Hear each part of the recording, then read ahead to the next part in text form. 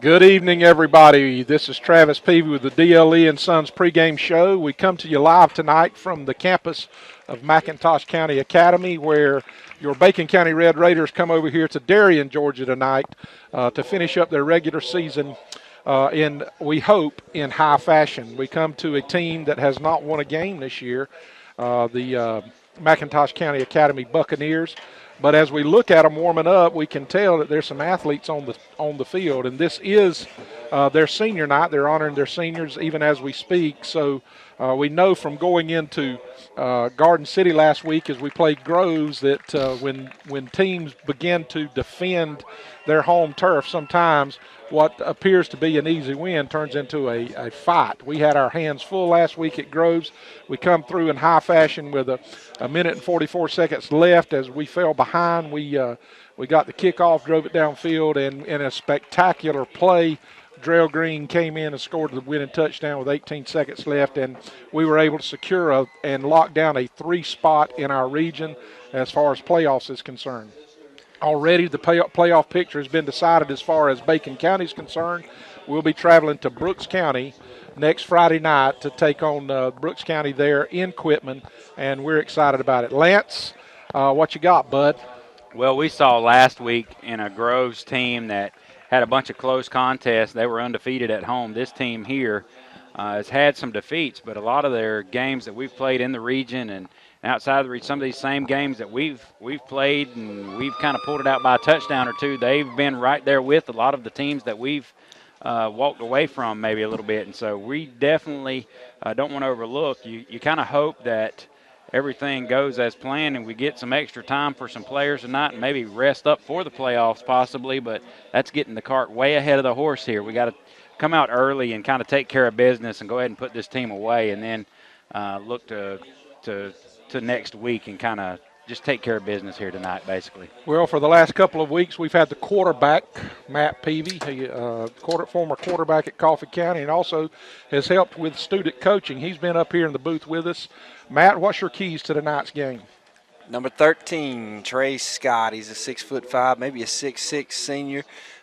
His number one sport is basketball and has committed to Cincinnati. But tonight you don't want the game to be close and have to go down. Even though we have some good cornerbacks, anything can happen on senior night, and the magic could happen with number 13 tonight. So I want to see us take him out of the ball game early. I do too. Talking with Coach Kofer, he's concerned about us just executing, coming down here, not being looking ahead to the Brooks County game. Win or lose, we are in the 3 spot. So this is one of those games that we could trip up. We just want to come in here. We want to execute. We want to get the win, and we want to stay healthy. We are beginning to be ravaged a little bit along the offensive and defensive line. But we got another starter that's going to be out tonight. Feel like he's sitting. He probably could play if he had to. That's Payson Sams. But we will be getting Jacob Carver back tonight to knock a little bit of rust off of him after having sit for the last game and a half. So we're looking for big things here in Darien tonight. And I just got to say, I've ate some of the best seafood I ever ate in my life a while ago. And we came down a little bit early and enjoying the food from here on the coast. And we're looking forward to a great night of football. It's cool here. It feels like football weather. And we're excited about what's about to take place in the next few minutes. We're going to turn back to the studio for the coaches show, the Richmond Bacon coaches show, and we'll be back to end the pregame festivities as we get close to game time. This is Travis Peavy for Lance Wade and the quarterback, Matt Peavy. We'll see you back in just a few. You're listening to Raider Radio on 93.5 The Eagle.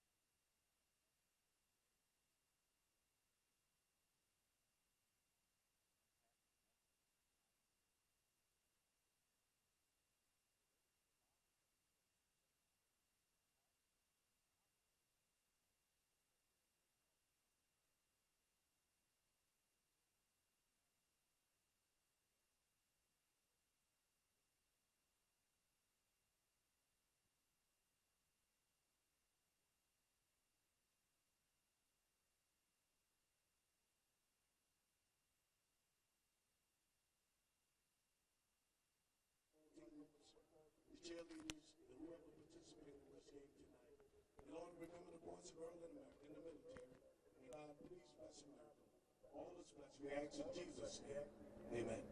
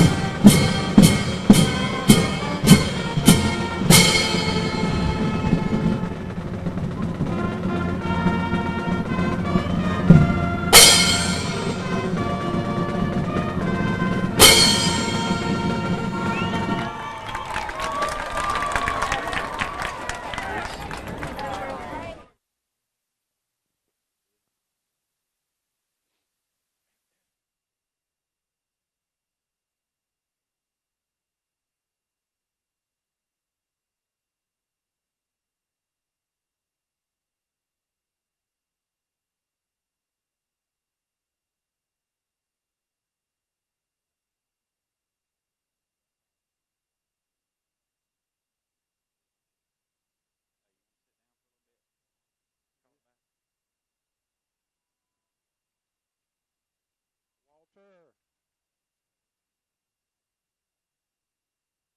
How much time we got? There that darn cannon is. One more minute, all right? Man, I hated that cannon last time I was here. Yeah, they fired it enough. I hated that cannon. There come your Bacon County Red Raiders.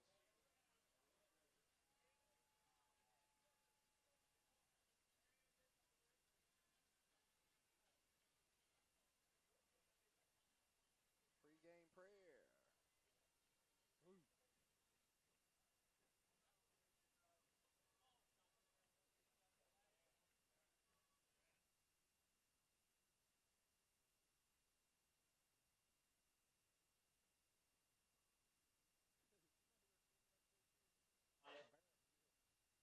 Shut up. Who, really? Coach over Bacon.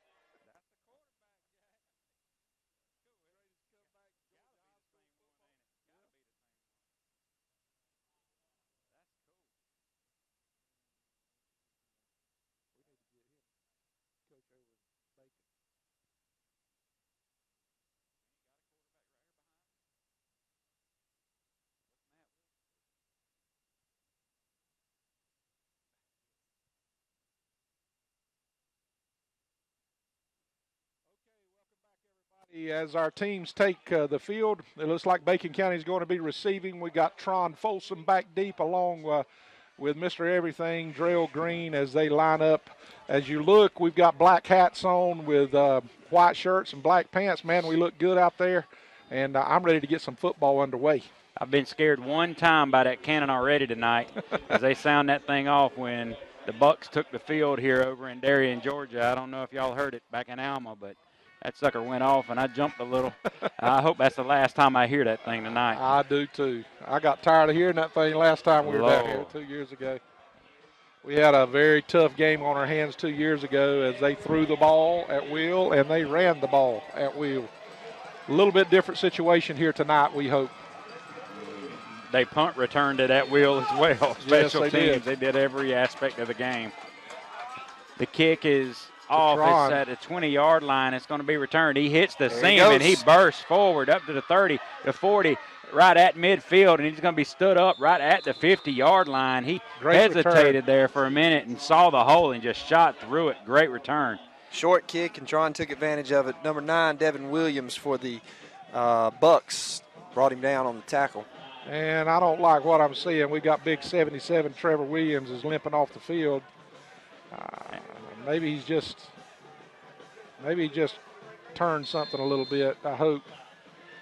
Onto the field.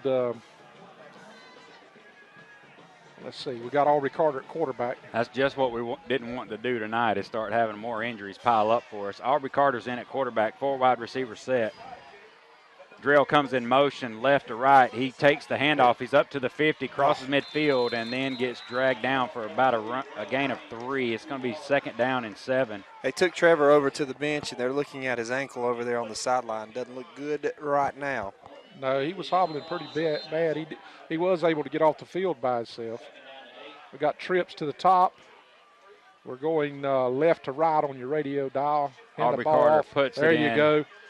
In 17's gut, Anthony Florence takes it 7 or 8 yards. There's a flag down on the play. Looks like we got a motion penalty or a illegal shift or possibly an illegal formation. Our Raiders tonight are in white jerseys and black bottoms, our road uniform, black helmets, red stripes down them, as the Bucks are dressed in white breeches with, is that a maroon color or with some maroon and gold tops with gold helmets, and Tampa Bay Bucks kind of uniform on the logo on the helmet. No flag. They picked the flag up, which is what I thought they should do all along. Especially if it was going to be against us. Aubrey looks over the defense. Again. 3rd down and very short. Aubrey's same formation that we had before. We may ask for a measurement. No. Whitehead saying go ahead. Aubrey takes the snap, puts it in 17's gut again, and he sidesteps 2 defenders up to the 40 or down to the 40 to 35, all the way down to about the 32-yard line. Nice run. There's some room right in the middle of that defense. They're in a 3-man front, and we're going to run right up the gut all night long if that's the way they stay. Well, our chain crew's having trouble keeping up with our up-tempo offense. There goes Aubrey. Ooh, Aubrey drops the football and then kicks it forward nearly, and we get one man that falls on it right in the nick of time, right at the 32. Okay, he's holding up 2nd down. Lord, that referee pointed the other way with his left hand, and I thought he was going the wrong way. Aubrey fumbles and then goes to get it and slaps the ball forward. It's going to be 2nd down and 9 when we get everything back together there. Huge bullet. We just dodged right there. That had visions of Vide on it right there. Absolutely. 3 men up at the top, 3 receivers at the top. Big man down here at the bottom. Ignacio Washington, Florence right to the right of Aubrey Carter as they talk with each other. Boy, the middle of the field's wide open, guys. And it seemed to be now we have a flag or Delay a timeout. Okay, I knew they were taking time there, and Aubrey and Anthony Florence were discussing the play, looking at their wristband, and that's what you want to be doing in the last game, the regular season. 9.5 minutes to go in this first quarter. Ain't it great to be a Mighty Raider? Yeah, 2nd and 15 now. Aubrey two steps back, fires it out to the right, and we should have a late flag over here. Yeah, we should have a late throw down. I guess wasn't even a hit as much as he slung him way out of bounds.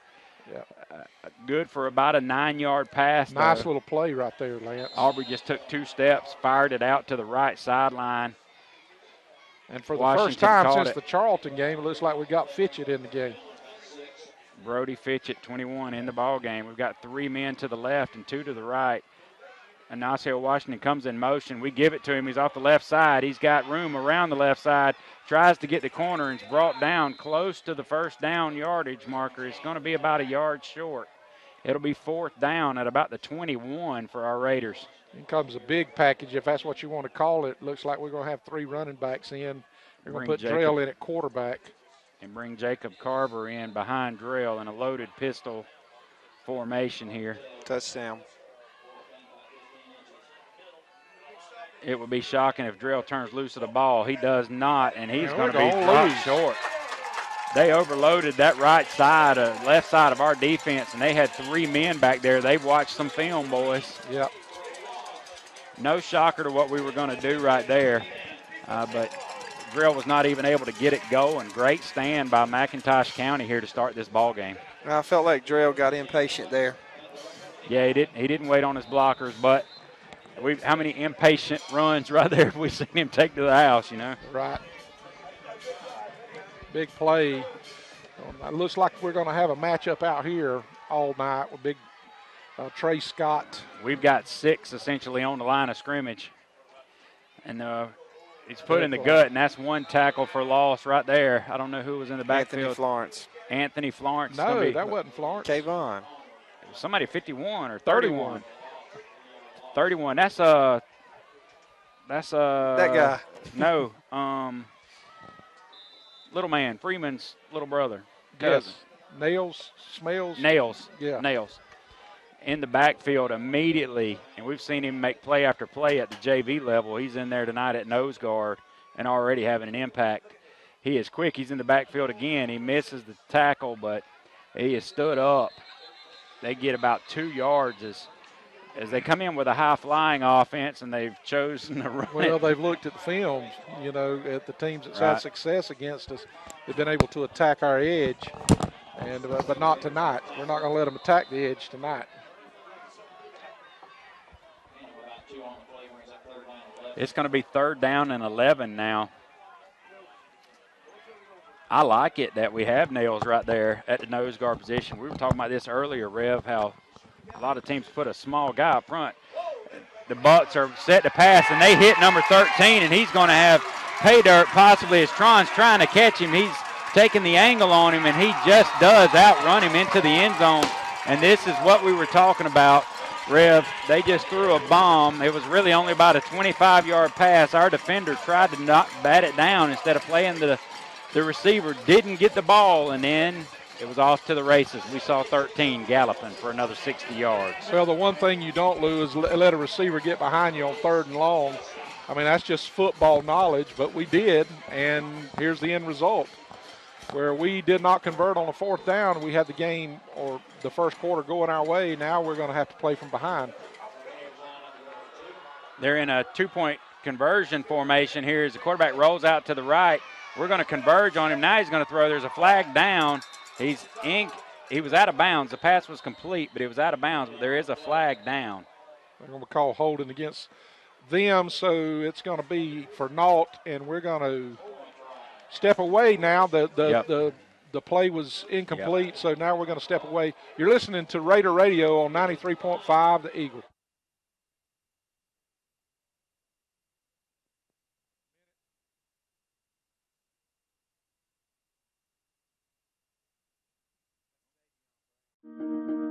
In this moment, it doesn't matter if you save money in 15 minutes. It doesn't matter if your neighbor has the same insurance that you do. What matters right now is the quality of your independent insurance agent. Glad you're okay, Sarah. We'll take care of everything. And the company that stands behind them. Thanks so much for your help. No problem. Auto Owners Insurance. Bennett Bennett and Johnson Insurance Agency in Alma is your local independent auto owners insurance agency.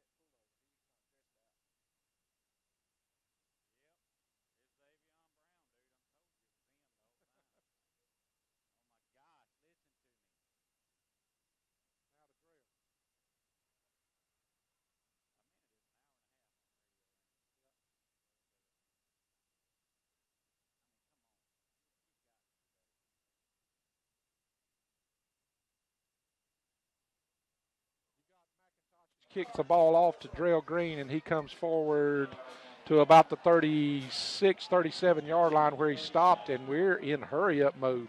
And we immediately come to the line of scrimmage. they don't have much of a kicking game, but it's effective. They kind of pooch kick it a little bit down to about the 20, and they've got 8 hats down there around the ball carrier as soon as he catches it.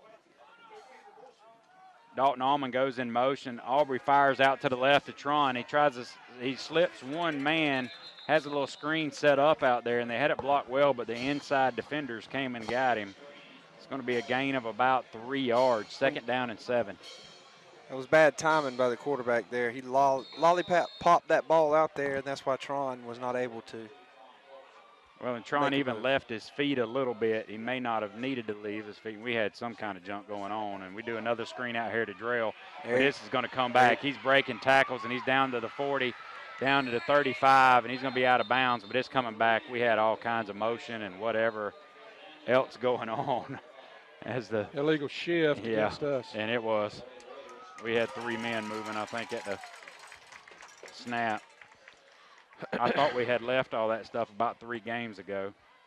We've come into Darien, Georgia tonight, and I guess the cold air is hitting us in the mouth a little bit right now because we've stumped our toe about 3 plays here tonight. And if we keep doing this, it's going to be a long night over here in Shrimpland. 5 minutes, 43 seconds to go. Good guys are down 6-0, 2nd down and 12. Aubrey Carter, shotgun formation. Jacob Carver beside him.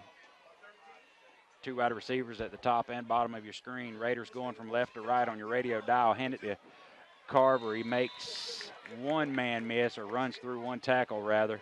Gets about 3 yards as he goes right up the middle. Not much there. I tell you, guys, in just my opinion now, in a game like this, the way you settle this thing down is you just turn and hand it to big number 7 and our tailbacks. We were gashing them up the middle, and we settled this thing down. We just got to quit penalizing ourselves. Same thing. Aubrey fires out here to your right, and he's complete to Washington up to about the 42-yard line. That's going to be a gain of about 3, but the defender comes up, makes a quick tackle. We're going to punt. Yep, it's going to be about 4th and 5, 4th and 4. Are we punting? And we're not lining up to punt. No, we're not. We're on the 44-yard line, not even in midfield yet. We're in a loaded pistol formation here. And we tried to get them to jump. And now we're going to try to do it again, and we may snap it. It wouldn't shock me, and we do. Drell fires it out to Tron way over his head. That pass never had a chance. It was just a stop route out to the left. Tron ran to the 1st down marker and just stopped and turned. The pass was over his head 5 yards. I was watching Coach Ken Kofer on that. He just took his headset and threw it against the fence. He is not liking what he's seeing right now. We're going to look up in a minute if we're not careful. Good to see Trevor out there at nose guard now, guys. Yes. And we have a tackle in the backfield. It's going to be about a half a yard loss. He did jump forward. Maybe he gets back to the line of scrimmage. Jay Jackson in on the tackle. Continues to lead the world in tackles for loss, right? That's right. I asked him in the hallway today how many he was going to have. He said he's going to get me 5, but he wasn't sure if it's going to be tackle for losses or sacks. He was expecting him to throw the ball around some today. That one's not going to count. We're not going to let it count. I think he gained 3 inches. Yeah. 2nd down and 10, we're going to call it. Handoff around the right side, and he has room, and he's finally brought down after about a 9-yard gain. Again, we have had trouble all year containing running backs, and that was a motion running back that we've seen time and time again. This one going from left to right. Quarterback takes a snap, puts it in his gut, and he just goes right around the right end.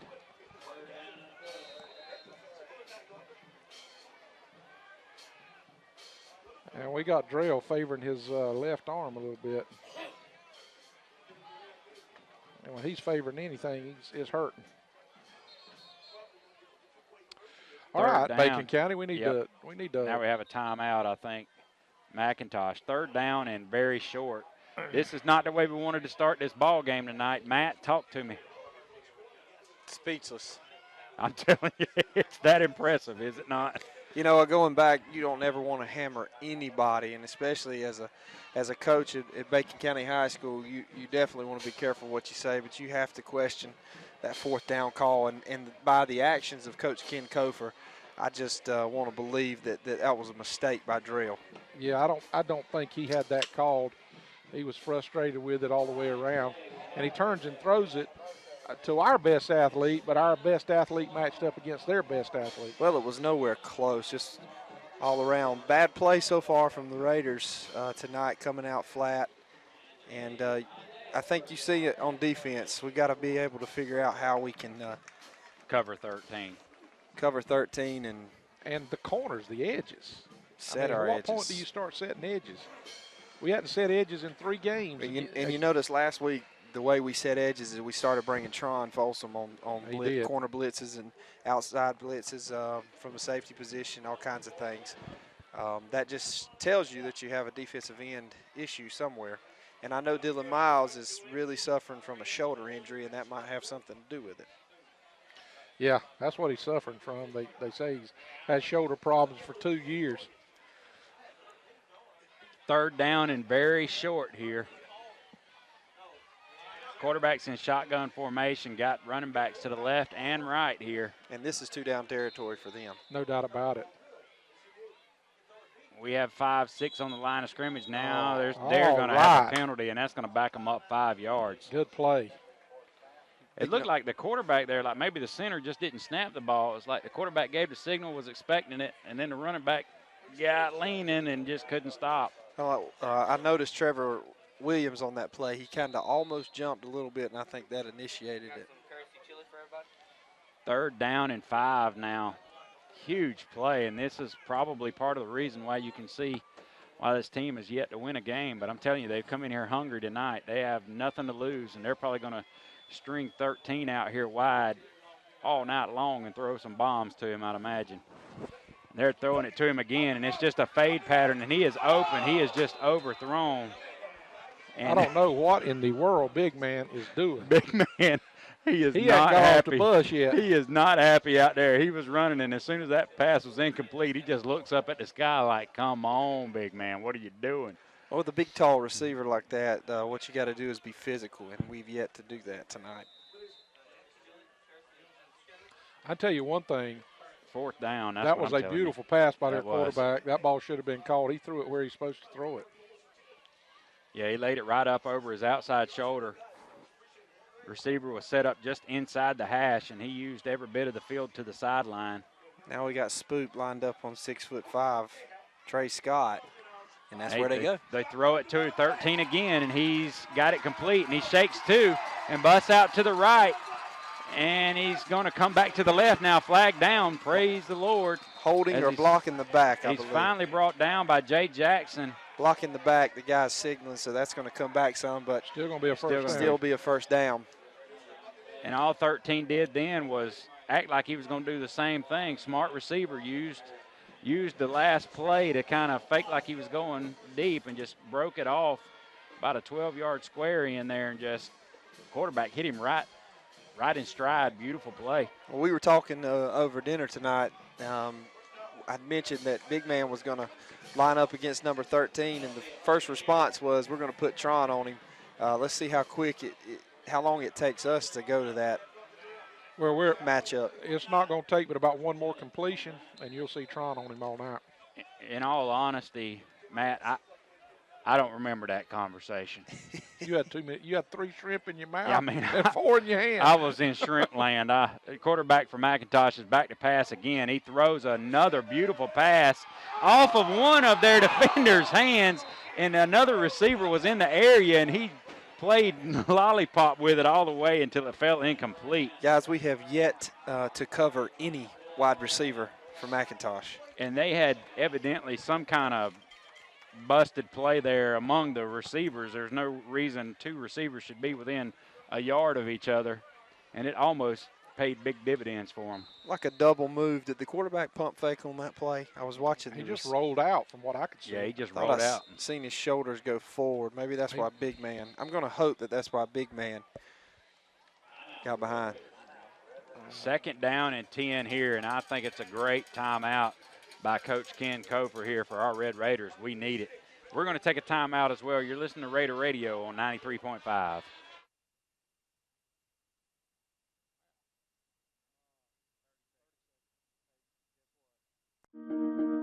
In this moment, it doesn't matter if you save money in 15 minutes. It doesn't matter if your neighbor has the same insurance that you do. What matters right now is the quality of your independent insurance agent. Glad you're okay, Sarah. We'll take care of everything. And the company that stands behind them. Thanks so much for your help. No problem. Auto Owners Insurance. Bennett Bennett and Johnson Insurance Agency in Alma is your local independent auto owners insurance agency. Both teams have just come out of the timeout, and looks like we're going to have trips to the top for McIntosh. And is 13 out of the game right now? I don't see He's at the very top of the screen, I think, there at the very. No, he is out of the game. They do an inside screen there to their little running back. He's going to get 5 or 6 yards. It's going to be 3rd down and 5, we'll call it. I don't think I've ever seen a running back wear number 83. No, sir. 40 seconds to go in this first quarter. McIntosh County is leading our Red Raiders 6-0, and honestly, guys, they've dominated the game this far. Number 13 is still on the sidelines, but it doesn't look like anything. No, I think he just winded a little bit maybe. Why? He's only ran 100 yards. This number 1 down here, I worry about him too. He's a good-looking athlete. I understand he may have committed to Indiana University to play safety. There he goes. Quarterback rolls out for McIntosh, and another fly pattern, and it was there. It was there. The receiver just didn't. Tron never got his head around. And the receiver was about half the size of Tron, it looked like, and it just went right over the back of Tron's helmet. I tell you what, too, guys, at the end of the first quarter, and their quarterback. He's got a pretty good arm. Yeah, he throws it really good. And he scrambles well, throws on the run. That's what's dangerous about him, is he looks like he's going. We're going to take a timeout as well. It's the end of your first quarter here. Our Red Raiders are losing the McIntosh County Academy 6-0. You're listening to Raider Radio on 93.5. In this moment, it doesn't matter if you save money in 15 minutes or if your neighbor has the same insurance that you do. What matters right now is the quality of your independent insurance agent and the company that stands behind them. Auto Owners Insurance. Bennett Bennett and Johnson Insurance Agency in Alma is your local independent auto owners insurance agency.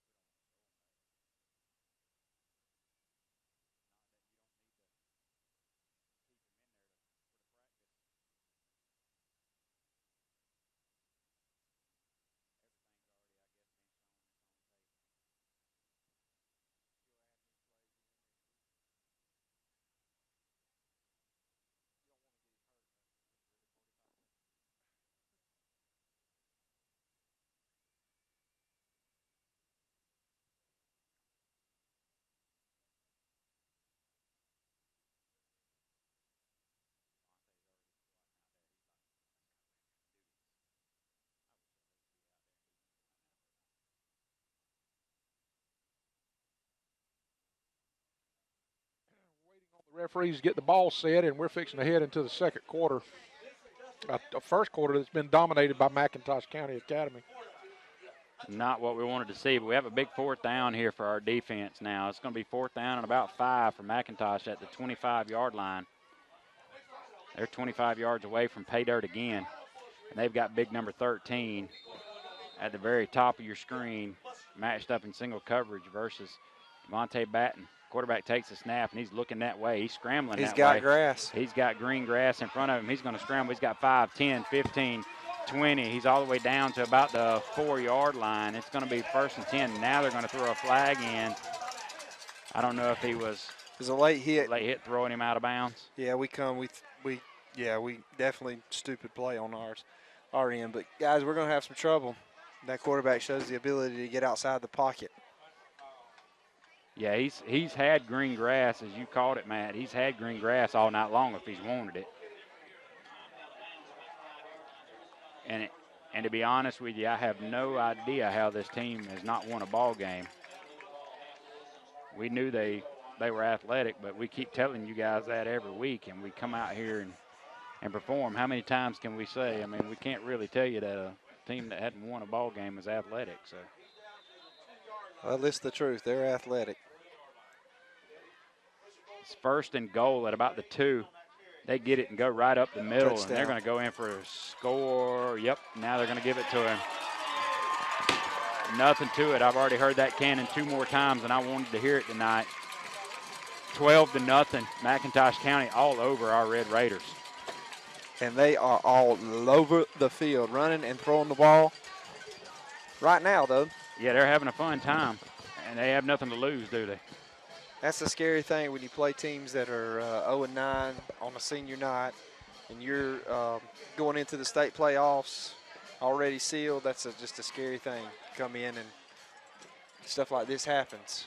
But we got a lot of football left to play, guys. Line up in 2-point conversion. They fire it out to the right, and it's complete. They convert the 2-point conversion. It's going to be 14-0. 11 minutes, 39 seconds to go. I enjoyed my dinner, Rev, but I believe it's about to come back up watching this.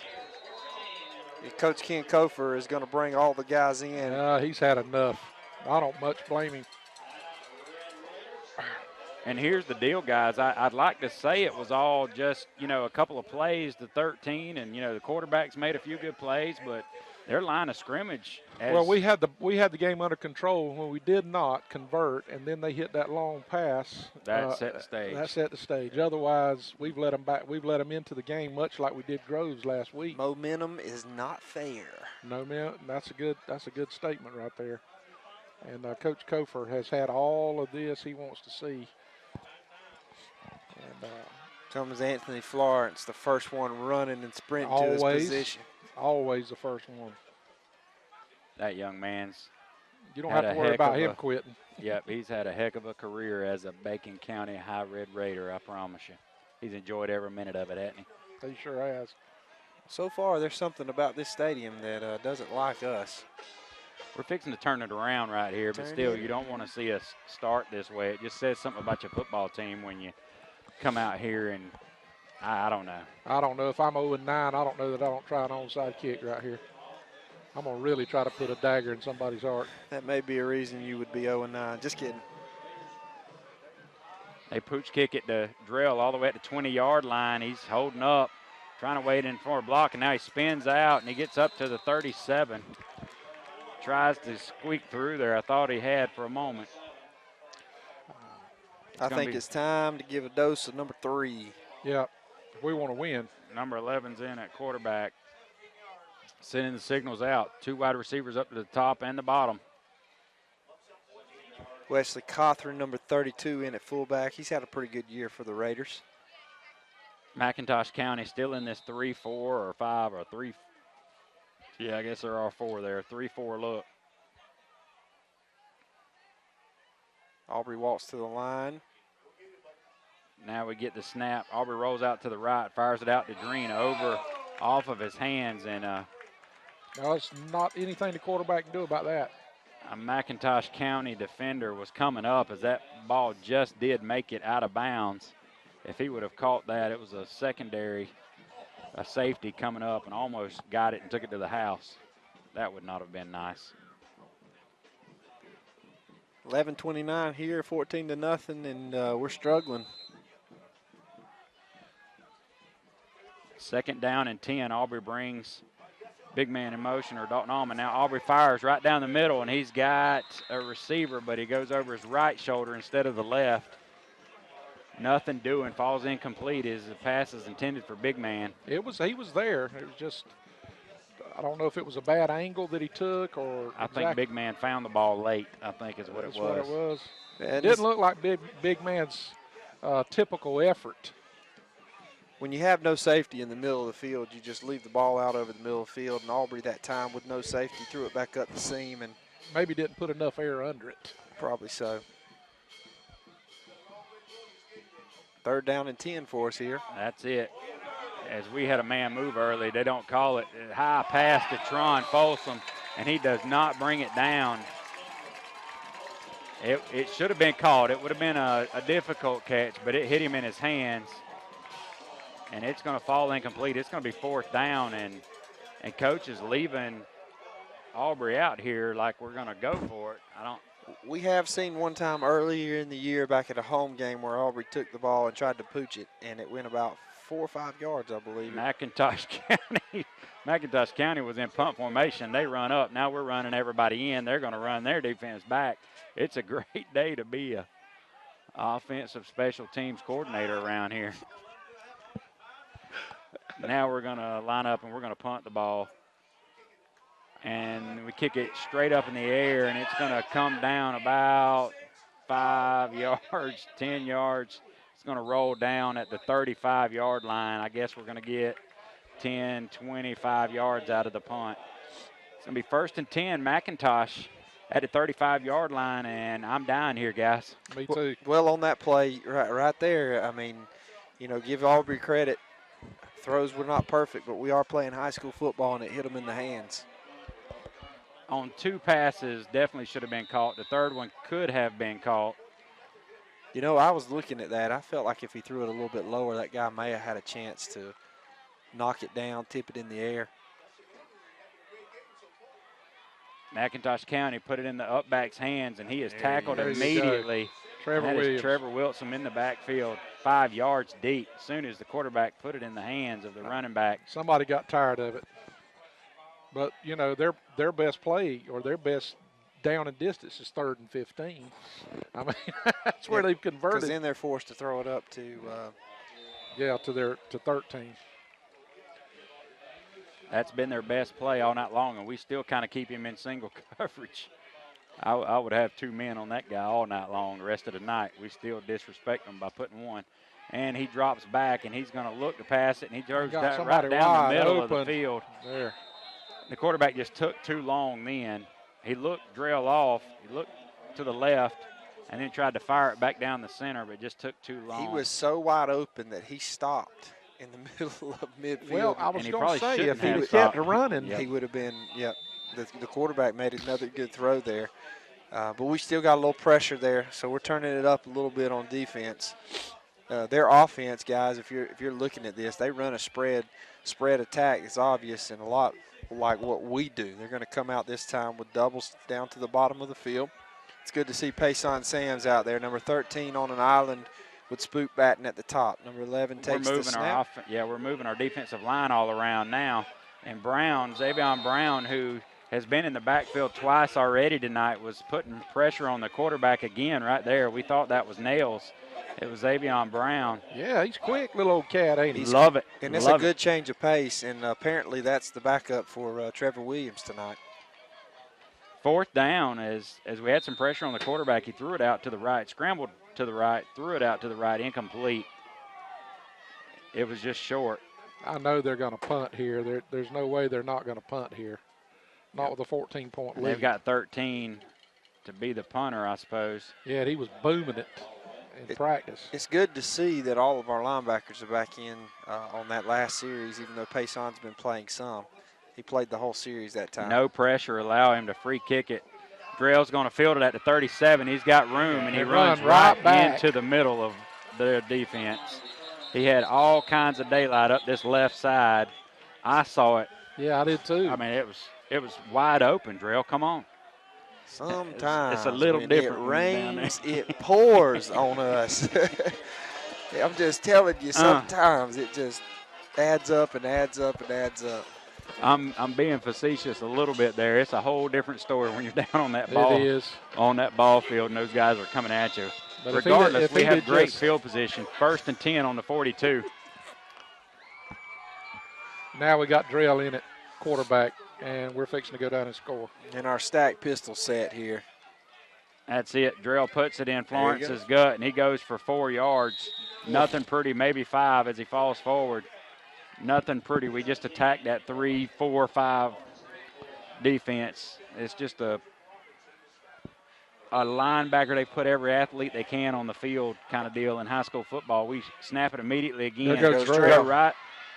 Just Off keep the right going. side, Drell keeps it, and he spins, and he's hit hard as he goes out of bounds after a gain of 5, 7, 8, 9 yards. It's going to be 1st and 10 for the Raiders at the 42-yard line. There's the key to success right there. We need to pound, and then That's right. bounce it outside. And we got the pounders to do it. 9 minutes, 41 seconds to go in this second quarter. Our Raiders are down 14-0. Drell in the loaded pistol formation got Florence behind him. Carver to the right of him, Cothran to the left.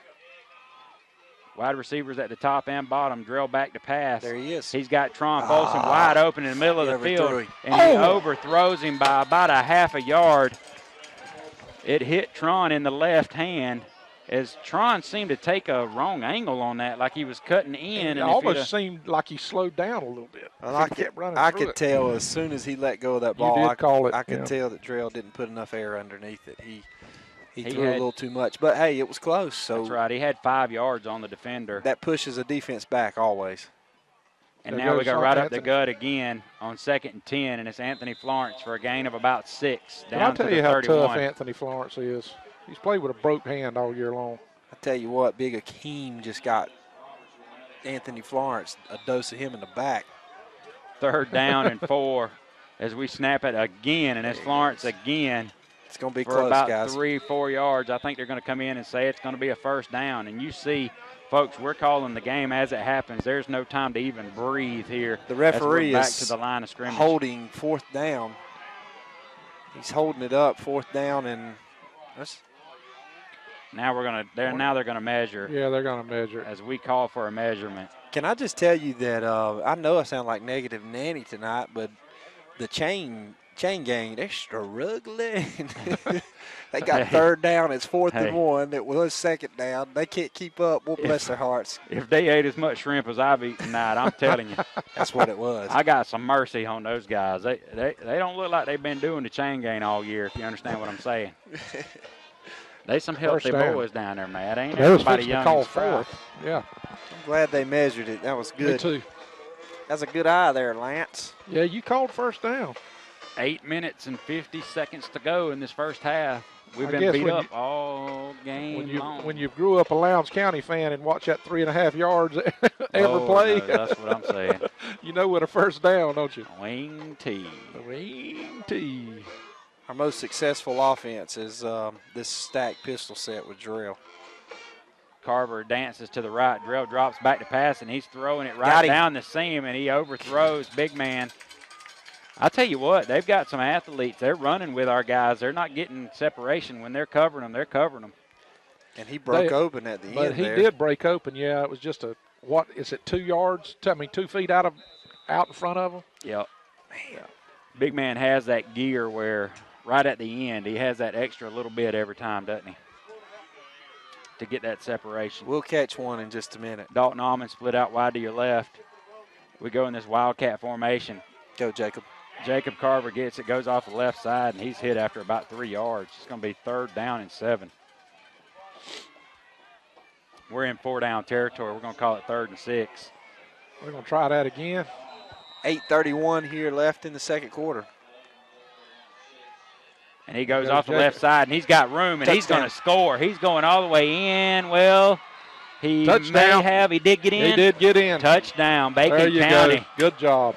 I'm telling you what, Carver showed some speed right there, boys. He did show He some did. speed. He probably hadn't been as fresh as he's been all year. He hadn't been this healthy. He took it off the left side there, kind of took it up inside, and then saw some daylight outside, and he walked the dog on it, took it to the house. Don't you know it's all in the Nike sleeve that's on his leg? Is that what it is? That's it. The power's in the sleeve. Nike. Just do it. Well, he just did it on that one, 14-6. See if our kicker, Glenn Dobbins, can put one through. I'm surprised we don't go for 2. The kick is up, and the kick is good. Good. And just like that, 14-7. with 8 minutes and 18 seconds left in the second quarter. Your Red Raiders are behind 14-7, but momentum may have shifted a little bit. You're listening to Raider Radio on 93.5 The Eagle. In this moment, you want a team that stands behind you so you can perform your best. At Auto Owners Insurance, it's how we do business every day. Because along with our independent agents, no one works harder to keep you in the game. Auto Owners Insurance. Bennett and Johnson Insurance Agency in Alma is your local independent auto owners insurance agency.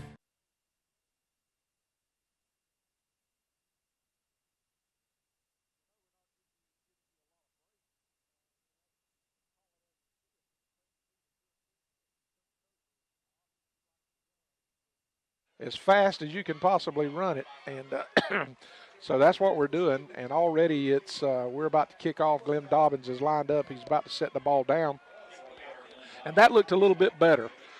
We come out and put Drell in at quarterback, Drell Green in at quarterback, and began to run a heavy package, just running the ball, and that is what seems to be working tonight. We stretched the field a little bit, but Dobbins with a little squib kick. It hits there the you ground go. and goes behind the defenders, or behind the let him- receivers. He's down at about the 10. My Lord. Now he dances a few times. They let him out of the hole, but he only gets up to the 15.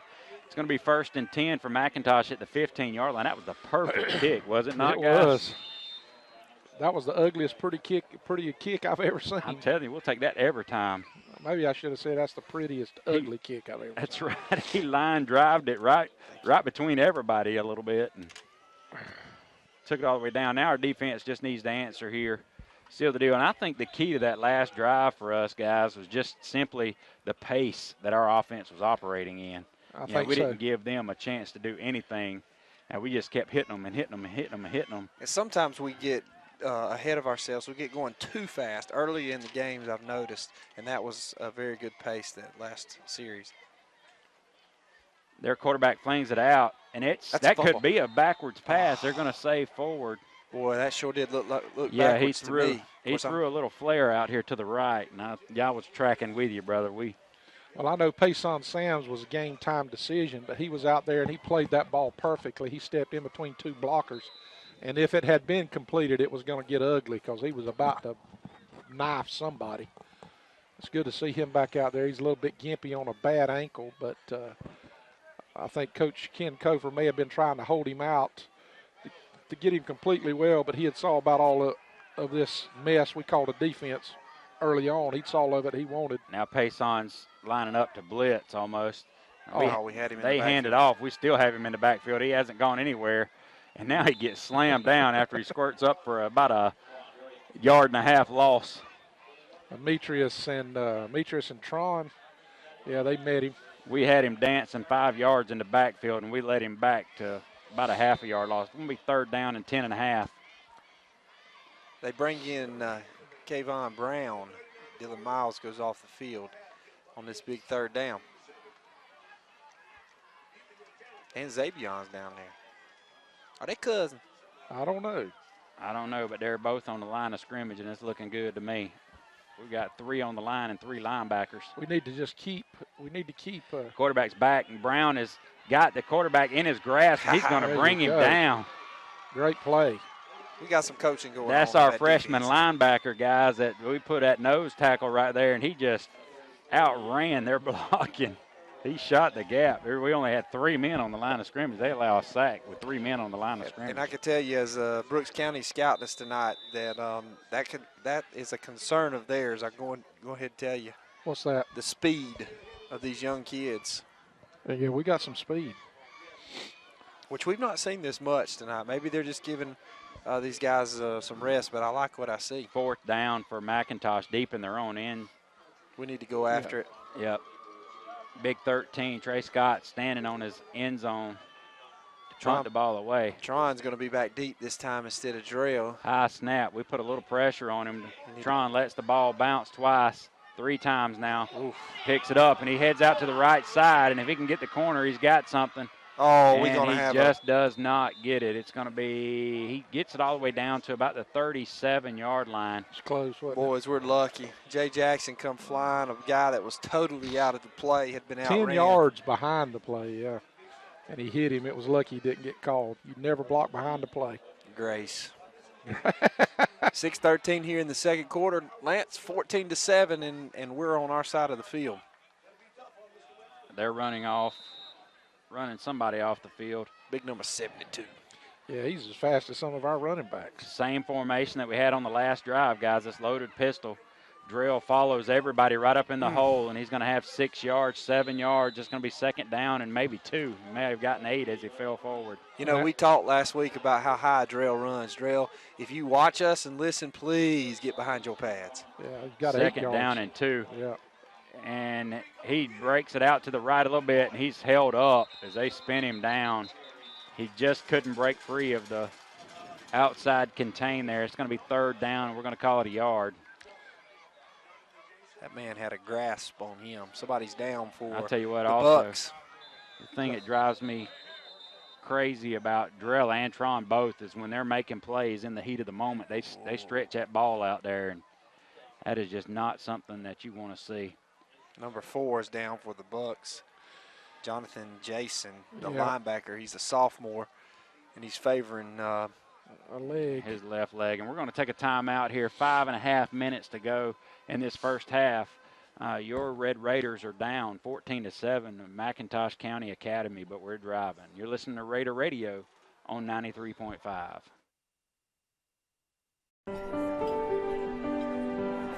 You don't really think about stability until you don't have it. Auto Owners Insurance has been safe, sound, and secure for over 90 years. That's stability you can count on. Contact your independent Auto Owners Insurance agent today. Auto Owners Insurance. The no-problem people.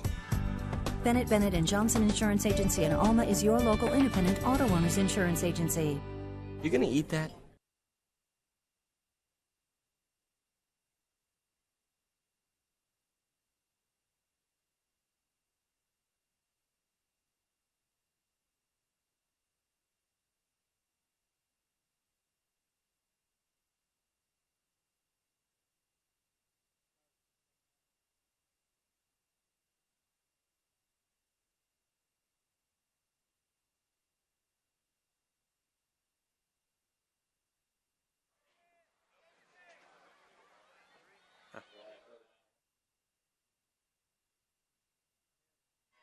We blow the play back started. We get back in that stack, and here goes Jacob right up the middle. And he There busts it goes right again. up the middle, and he's going to go Dragging a guy. in for the Touchdown. score. They're going to call it a touchdown. He went right up the gut then. And I'm telling you Wow. what, guys. I'm telling you what, Jacob Carver has not ran that well and that looked that Since fast Long or County. good in a long time. Yeah. It's that Nike sleeve. Take him off the field right now, Coach. Take him out. Take him out. We owe him a tail whooping. No, we don't owe them anything. Dang that. If we line up in a two-point conversion now, this weird formation we do, and now we're going to bring our offensive line over. Come on, Dobbins. Let's tie this thing, baby. 14-13 right now. McIntosh County's up as the momentum has completely come back to us now as we've settled down. Yeah, we've just taken this game into our own hands. Dobbins, the kick is up, and the kick is good. That's good. Right down the middle, 5 minutes, 23 seconds. We've got a tie ball game here as our Red Raiders have answered the call, and I'm feeling a little better, Matt. Yep. Feeling a little bit better. Feeling a little bit better. A little bit more better, and part of it's because all that seafood I ate starting to settle down a little bit. Well, I'll tell you what settled it down is what we talked about earlier. We just we got it lined up and put a heavy package in, and we started running the ball. And less mistakes made, it's easier to block, and we've got some athletes that can run the ball straight ahead.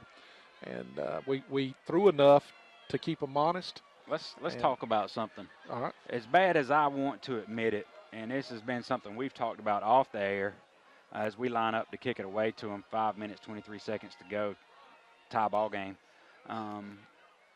We clearly would rather run.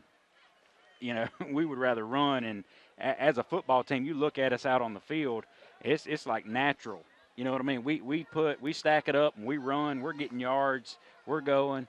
I know Coach's offense is fun and gun and sling it everywhere, but it seems as though when we look at our team, athletes everywhere, why it doesn't make sense? Well, we can't be successful. I think it's as simple as this. These seniors had 3 years of pound, and that's what they understand. Glenn Dobbins kicks it to the sidelines, Great a high kick, about a 20-yard line, and we're hitting him and standing him up, and he's not going anywhere. He's going to be brought down at the 23. Number 6 is a quick little running back. He scored the first time.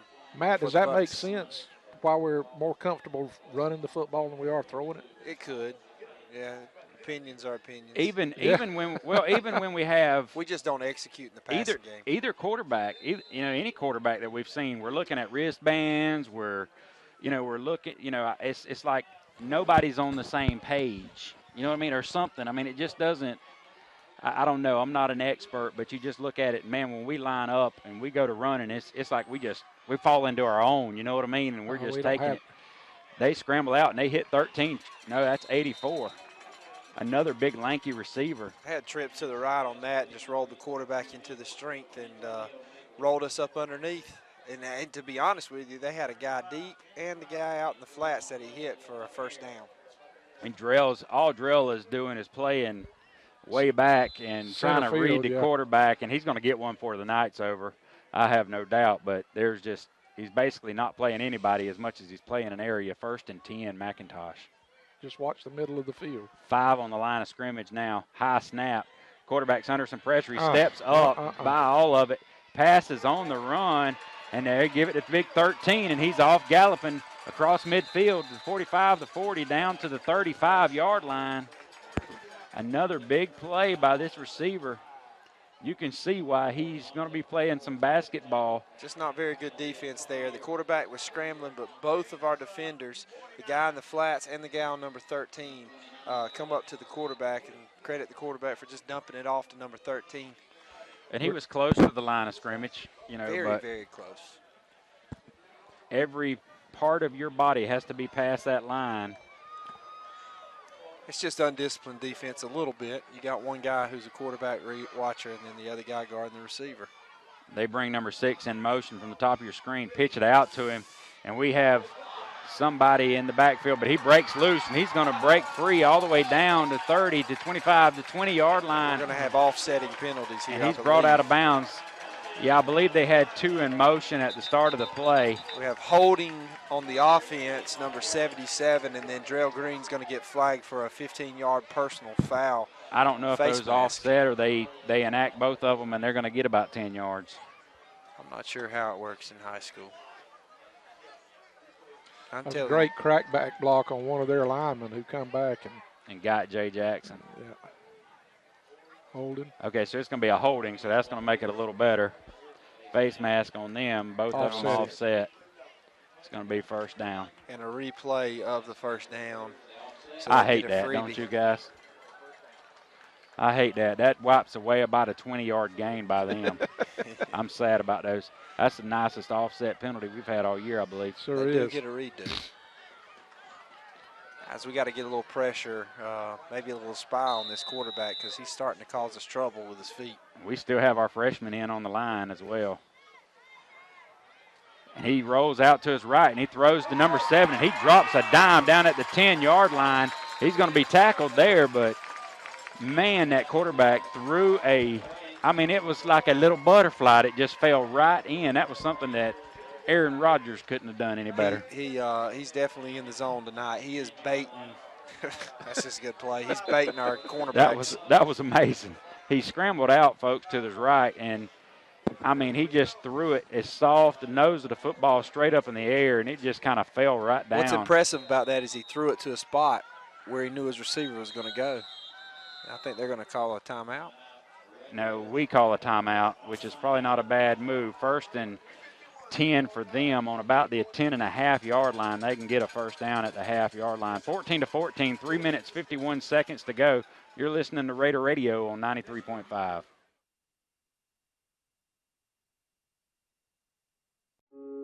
In this moment, it doesn't matter if you save money in 15 minutes.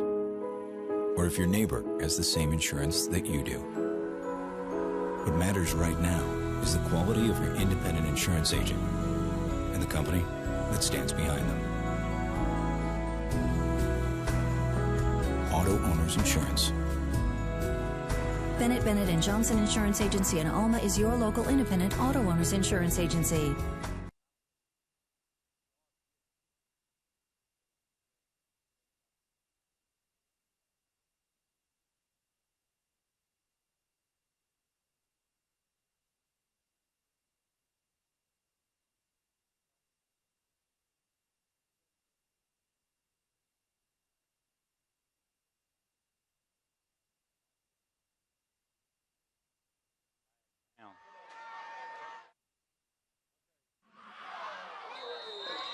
We have a flag down as Mcintosh County takes the snap. Quarterback rolls out to his left, passes downfield incomplete, but there's about 2 flags on the play. I don't know if they were moving or what. They moved immediately. There was a flag that came out right at the offset, and it's a false start. Okay, and that's going to be a 5-yard penalty. It'll be 1st and 15, and it's basically a 1st and goal from the 15-yard line. They can, like I said, get a first down at about the half-yard line. It's going to be 1st down, 15. We've got to have this stop here. We do, and they've give us a little bit of a window here by getting this penalty on 1st down, but we've got to contain this quarterback, make sure he doesn't get to the edge because he's dangerous in the open field. And he has scrambled, and he just doesn't like sitting in the pocket, guys. He throws out to the right, and he throws a strike. And he is on fire, folks. That's just a beautiful pass. The penalty down there, he spiked the ball after he scored a touchdown. The quarterback, the receiver, just did a little out route in the right-hand side of the end zone, and the quarterback just threw it right out there. And as soon as the receiver came out of his break, he came out of his break, and the ball was on him. Beautiful play. And again, our cornerback just got undressed. And the quarterback there, Matt, answer me if I'm wrong, he had plenty of time to sit in the pocket and throw it. He chose not to, and he just kind of drift out to his right and just kind of throw a little lollipop out there like that was where he was more comfortable. It's just quarterback play. The pocket was it was not collapsing, you're right. He just drifted a little bit. And number 84 actually came across. They did some crossing routes and got us crossed up, and he threw it to a spot, and the wide receivers go to it. And that's how a passing. They go for 2 here, and we put immediate pressure on the quarterback. He now turns and fires it back inside. Great play by Jacob Carver. Great play by Jacob Carver. And the quarterback taps his chest to the receiver, and that shows you what kind of leader this young man is already. He knew he had him over there, saw him as soon as he released the ball.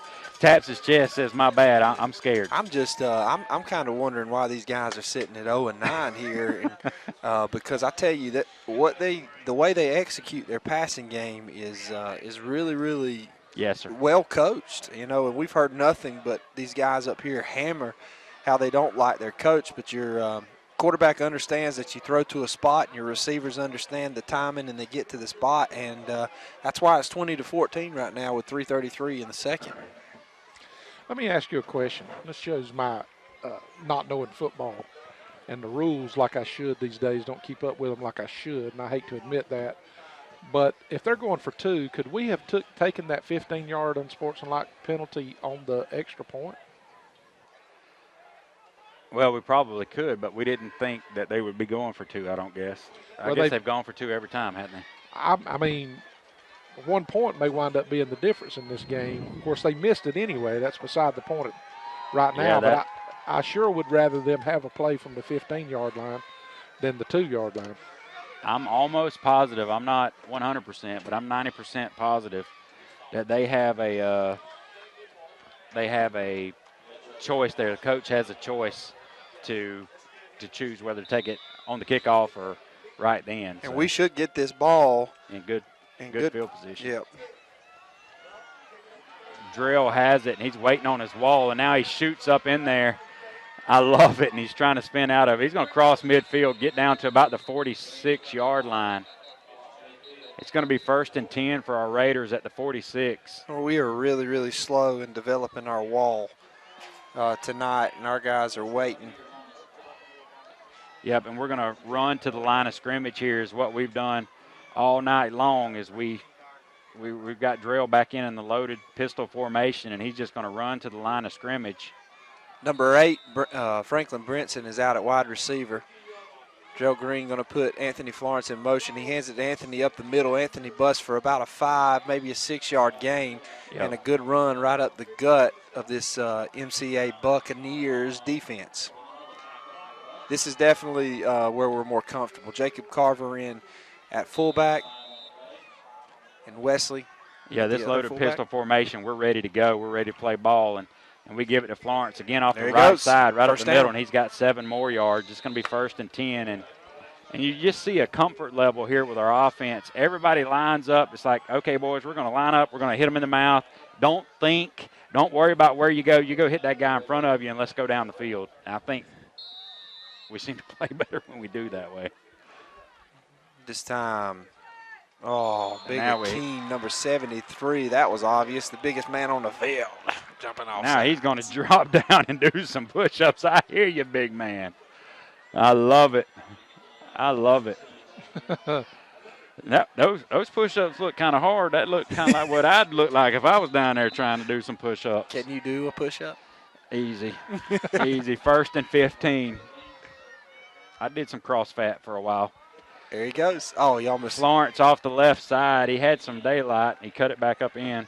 You know, sometimes Florence is a great running back. Sometimes if he keep his head up and bounce it just every once in a while, bounce it outside, he might go the distance. That's right. He's just looking for somebody to hit instead of an open area. Yeah. He's not trying to gain yards. He's trying to hurt somebody. Dalton Alman back in at wide receiver down for the Raiders. 2nd down and 9. Everybody shifts to the left, and we give it to Carver. That same play again. He goes right up the middle for another 8 yards. It's going to be 3rd down and about a yard. Something I've never figured out, why defensive players get up and pat their chest when the offense gains 10 yards. Same play, right back again.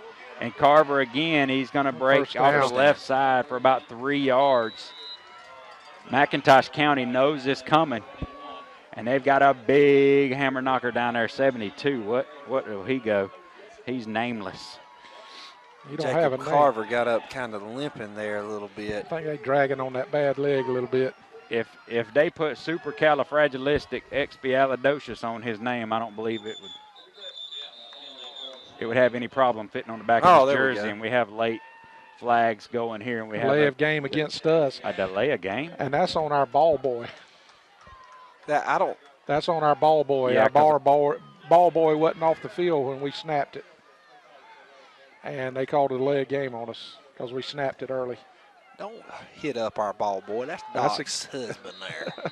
Well, that's what it was. I hate to say it, but that's exactly what it was. I hope they gave him a warning. Drill back to pass. He fires a dart. That pass interference all day. My goodness. Great goodness alive. Love it, guys. Love it. It's the guy gets up. That was awful. That was an awful no call there. I don't know if he got happened if he got used to looking at us run the football, but good. There were 2 officials eyeing it right down. Yeah, they were staring right at it and didn't call it. But that's going to bring up 3rd and 15. Second. Isn't it? Or is it 3rd?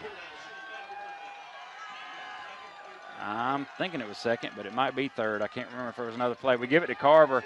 He goes off the left side. Not much doing. Only down to about the 21, about a gain of 3. Yeah, I didn't remember another play. I think it's 3rd down now. Wow, good gracious. 3rd down and 10, they're going to call it. This is 2-down territory. 14 for the bad guys. Or for the good guys, 20 for McIntosh County. We're down 6. Oh, and we fire out to the right, Drell Green. Now he called a flag. He just paid us back. He just give it back to us. That was.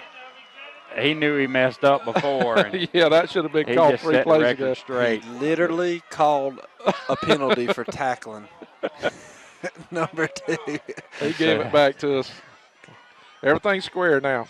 It's going to be 1st and 10 for our Raiders down at about the 11, 12-yard line. And there's 1:05, Lance, left to go in this first half, which has not been in favor of our Red Raiders, even though we're playing a little bit better now. I think the ball is going to be right at the 10. Is that where it's at? It's going to look like that, yeah. Have we got any timeouts left? No. No timeouts, so we're going to have to be quick. Makes us wonder what we're going to do right here.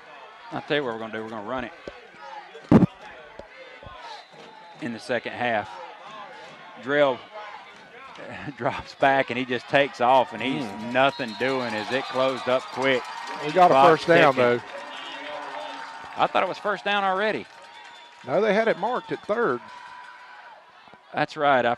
I forget. I'm with you, Rev, on some of these rules they have.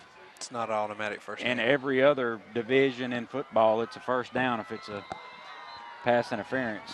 It was about a half a yard to get that first down. Now it's 1st and goal. Drill runs it again. He goes right up the middle, and he's going to score. There is none better than Drill Green at standing in 3 yards of field and making everybody around him miss. And he takes it right up the middle for a score. If there's one thing we're going to make Brooks County prepare for, that's our running game. 20-20 right now as we line up in this crazy formation. We're going to line up and kick it. We're going to give the senior Glenn Dobbins a chance to put us in the lead. Come on, Glenn. I'll tell you what, this young man, I'm going to go ahead and jinx him. He has really brought it on here late in the season. He's gotten better all year. He got a late start, and he has really come on and performed well. 3 straight beautiful kicks, 48 seconds to go. And the good guys are on top. Your Red Raiders take the lead over here in Darien, Georgia. It took a whole first half to get it done, 48 seconds. Lightning can strike, but right now the good guys are on top. 21-20, you're listening to Raider Radio on 93.5, The Eagle. You don't really think about stability until you don't have it. Auto Owners Insurance has been safe, sound, and secure for over 90 years. That's stability you can count on. Contact your independent Auto Owners Insurance agent today. Auto Owners Insurance, the no-problem people. Bennett Bennett & Johnson Insurance Agency in Alma is your local independent auto owners insurance agency. You gonna eat that?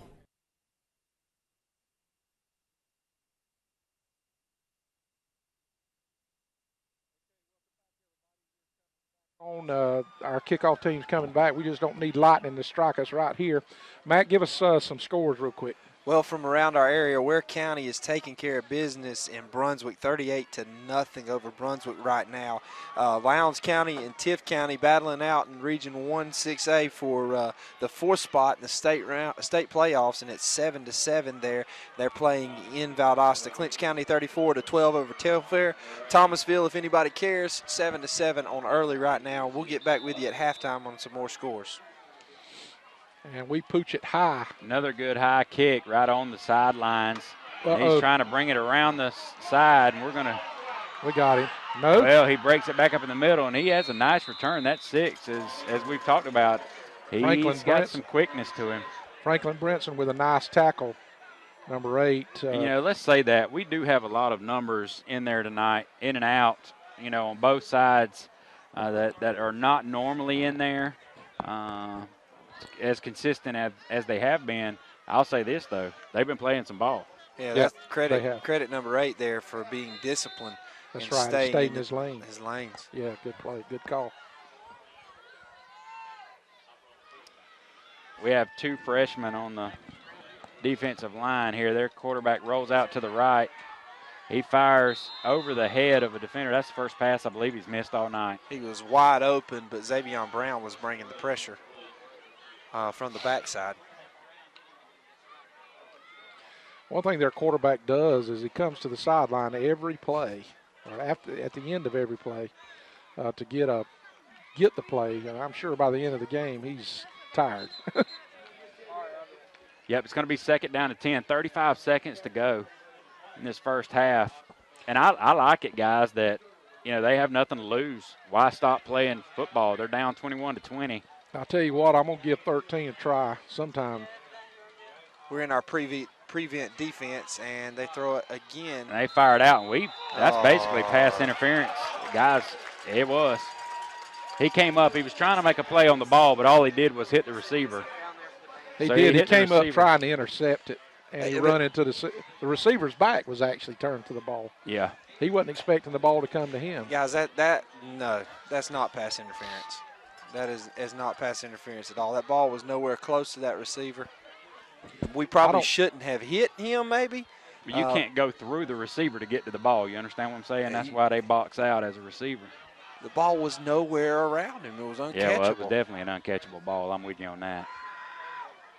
Well, that gives them about 3 or 4 more plays. 29 seconds is what it gives them, a little bit more life here. And this quarterback can make it happen. We've already seen that tonight. And a prevent defense is scary in these situations. Trips right. And they throw a little flare out here to the right to get some room. Good Number 7's gracious. going to take it up 10, 15, 17 yards. He had blocking out in front. They're going to call a timeout. They had 2 of them. Now they've got 1. 21 seconds to go. It's going to be 1st and 10. Mcintosh at the 32-yard line. Come on, and guys. Barrett Wilkes, ladies and gentlemen, just sprinted to get that timeout down there. I don't know if y'all know the story about Barrett Wilkes, but he was quarterback at Lowndes, later played for Valdosta State University. And one of the things that I'll always regret in my life is Lowndes County we were up at the Dome, and Lowndes County was playing Brunswick and was getting humiliated at halftime, and we left. Yeah, We'd been there all day. We turned on Georgia Public Radio in Macon, and Larry Munson was calling.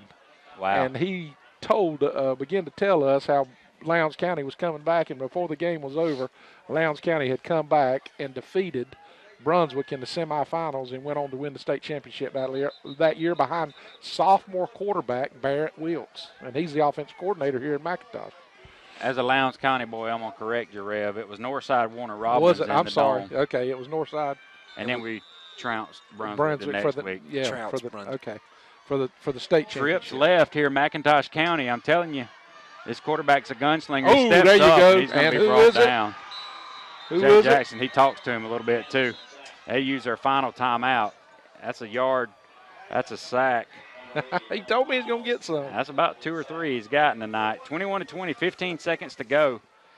I was at that game, Rev, with my uncle. We had watched football all day in the Dome. Just love high school football. We had too. And we kept working our way down to the very front level of the next game, the AAA, and as it worked down, we were on the very front row. Son, it was 28-3 at half. We were not happy people. No, It was like, man, we were tired. We're just tired, guys. We're tired. did y'all stay? Oh yeah, we didn't come all that way. They came out in that second half. We were Like right there at them. We were cheering on Barrett Wilkes and all of them as they're throwing. We said, "Come on, guys, we've done it all year," and we just had that offense that year where that quarterback down there, the coach now. For this He was a quarterback, player, man. He looks just like this number 11 is what he looks He like. sure does. Reminds you a lot. He has cloned himself out there on this football field, ladies and gentlemen. And he's going to dance, and off his back foot, he throws it 35 yards, just tipped, and now it's going to be intercepted. And we're going to get it with 4.5 seconds to go on You about the called it. 8-yard line. You called it. You said Drell's going to eventually Yeah. get him one. That'll end this first half. I'm sure we'll take a knee here on about the 5-7-yard line. On his back foot there, he had that big 13 down there. Quite a play. Quite a Stage of play. the game where he just trying to just letting the receiver make a play. Something had to happen. Now we're going to jump. And they don't call it. They just let it happen. They just let it go. I love it. The referee just picks his flag up, says, y'all go on in, boys. 21-20, our Red Raiders finally started playing some football over here in Darien, Georgia tonight. McIntosh County Academy is giving us all we want. 21-20, the good guys are up, though. Stay Tell us how you tuned. feel. Yeah, well, I'm excited that we're on top because things were looking a little bit rough midway the first quarter. But we fought back, and we fought back by running the football up and down the field, and they don't have any answer for our power game. That's right. And our defense is beginning to have some contain. If we can keep the quarterback contained, then I think we're going to be okay. Right. I'm looking forward to the second half and see what Coach Ken Kofer, the adjustments that we make, and I'm ready to go ahead and make a statement and finish it up. Matt? Get her done. God bless you. We'll see y'all in the second half. You're listening to Raider Radio on 93.5, The Eagle.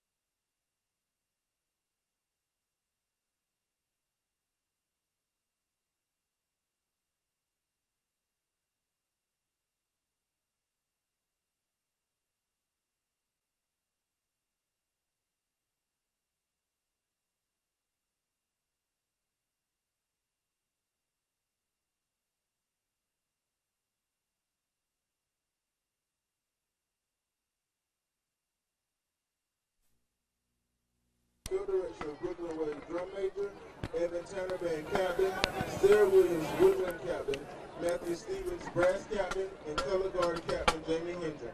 Band directors are Larry Floyd and Crawford Harris. The color guard instructor is Sharonica Jenkins, and the percussion instructor is Daniel Ruiz.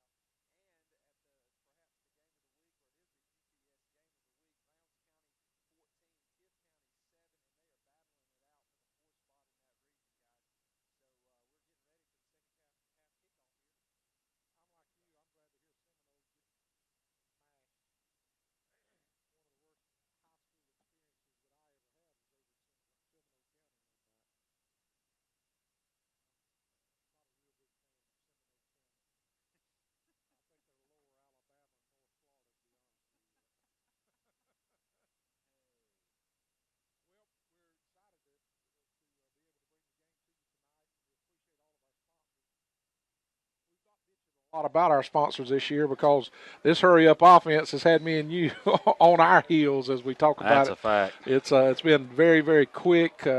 We've been used to calling a game where we just had 3 yards in a cloud of dust, and we used every bit of the time that we could possibly use. But this year, Coach Ken Cofer's bringing this wide-open offense out, and it's been quite an experience for us. We want to thank some of our sponsors. We want to thank Ag Pro, Mershon Tractor, Pierce County Auto, Kurt Johnson, and Marina Spale over in Pierce County Auto, AZ Zinc Fasteners, Coley Electric, Family Vision, John Hughes and State Farm, Burnett Automotive, Lamar Pharmacy, Richmond Baking, the Huddle House in Alma, D.L. Lee and Sons, Coastal Pines Technical College, Woody Folsom, Julie's Gift and Boutique, McDonald's, World Finance, Taylor Auction and Realty, Blueberry Barn of Alma, Cohen's of Alma, and Bacon County Farm Bureau. That's just some of the sponsors that we have this year, and we appreciate all that they have done for us.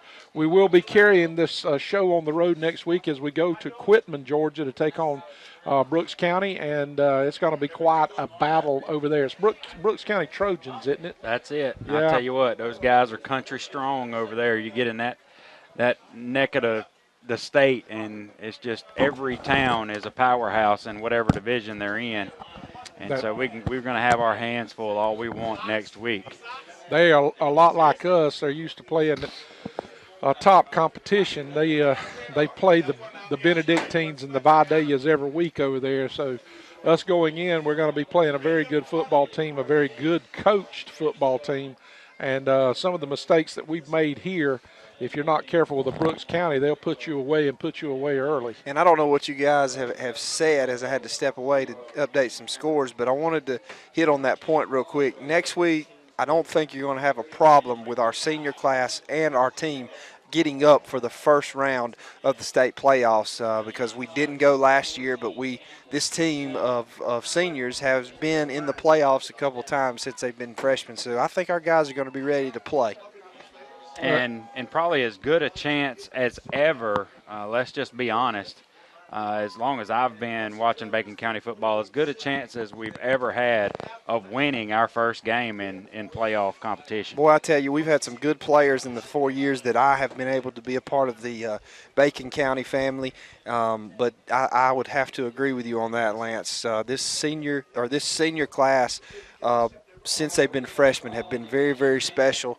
And we seen last week Drell and Tron take over a game and pull us back into victory. So I think that something special could happen this year.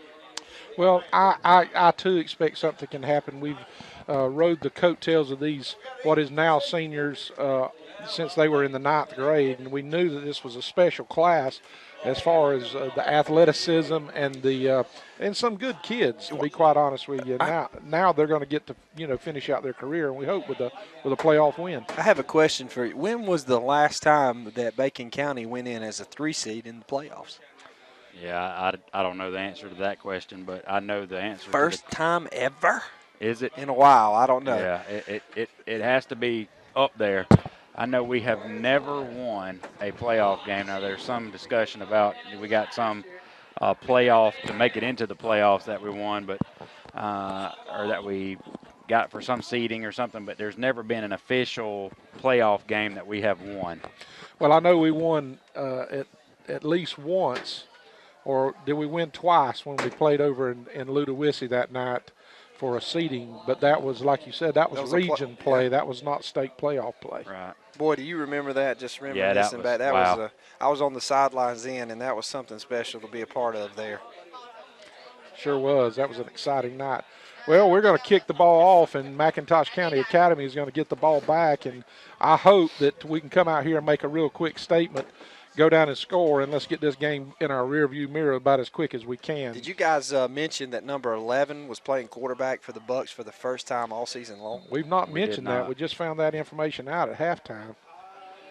The kick is another good one by Dobbins as they try to run it back around this right side. He's up to the 20, to the Good play by 25, trying to Franklin seal the Benson edge, again. and he does not allow it. Franklin Brinson stands up, the blocker, and just stretches that play out to the sidelines. Great play by Franklin Brinson. They call him TU in the locker room.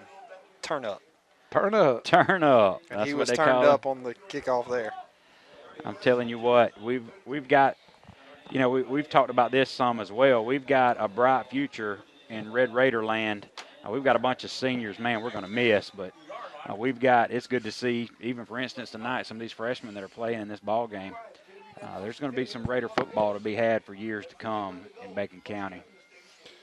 Official going to make that quarterback tuck in his shirt. See, he's so raw, he doesn't even know how to tuck in his shirt at quarterback. I know one thing, he knows how to throw the football. That's a fact. He's got a pink little hanky there dangling in front of him as he puts it right in the up back, and that's 83, and he looks like he's 5'7", 125 pounds. A little nothing, really. He's got good speed and quickness, though. And Jacob Carver saved us from perhaps a run down the sideline there. Yeah, there are guys in midget football as big as him, but he is elusive, and he doesn't have to tuck his jersey in. No, that may get him tackled somewhere down the line, though. His jersey's about midway his thigh. That's how small he is. It's going to be 2nd down and 3 as this quarterback rolls out to his left, now runs back to his right, and stiff arms our freshman.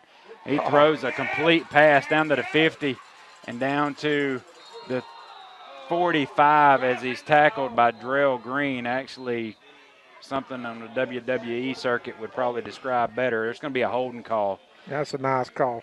Big number 77 looked like he was holding there, a.k.a. Pear. A lot of backwards and forwards with this quarterback as he scrambles to the left and then cuts back to the right. Somebody's going to hold somebody when there's that kind of – he's scrambling for a good 8 seconds, and you're asking a lot of your offensive line. He does a nice job, too. I know that this is the opposing team and we want to stomp him, but he does a nice job of getting his shoulders square and delivering a good ball to his wide receivers. And the receiver came back. We were standing in the place to make the interception, and the receiver run right past us, coming back to the ball. That's one of the things that you'll see as Coach Kofer coaches longer and longer here, that our wide receivers are going to develop and learn to do things like that. They're in a 4 wide receiver set. This little scat back right to the right of the quarterback. Quarterback's in shotgun. He drops back. It's going to set up a screen pass, and it is going to go incomplete. Drell had it sniffed out pretty good, though. And Demetrius and is that Florence there as well? Yeah. Big number 17. That had it sniffed out as well. It wasn't going to go far. I don't think the quarterback could find little number 83 there. A flag is down now over there. I just noticed. We're going to decline it. Mm-hmm. That's a false. That's a procedure call. We're going to decline it. It's going to be 3rd down. And Long. 18. I'm trying to add up now. About 15, maybe 16. We're bringing a little speed in. I actually like that strategy a little bit.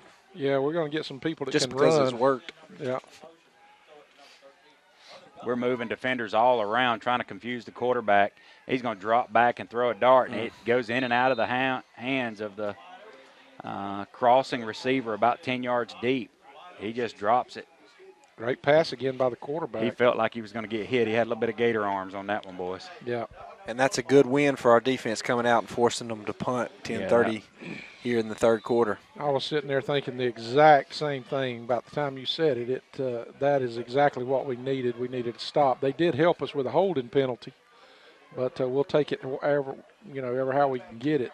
And if you think about it, they've helped us all night long with penalties. They've had some major penalties on their side of the ball. And the kick is a high, short punt. We're going to need to get out of the way. And it takes a huge roll for them, about 15 yards. And it's going to be downed at about the 41-yard line. Jay Jackson involved in another late skirmish. He likes to try to get those. I think somebody tried to get him back right there. I don't know if number 12 for them, let's see, Malcolm Marcus, he's a 12th grader.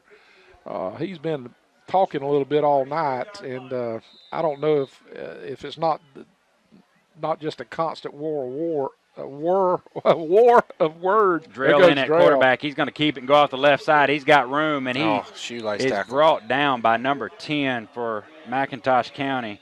DeKale Mitchell is a sophomore who had a blocker in front of him, and he just reached out and made a great play. I think our coaches have made their decision on the offense. First and 10 at the 44 as we cross midfield now. White Hat blows it. And Cawthorn's right up the gut, and he gets about 4 yards. Is that his first carry tonight? I believe it is his first carry.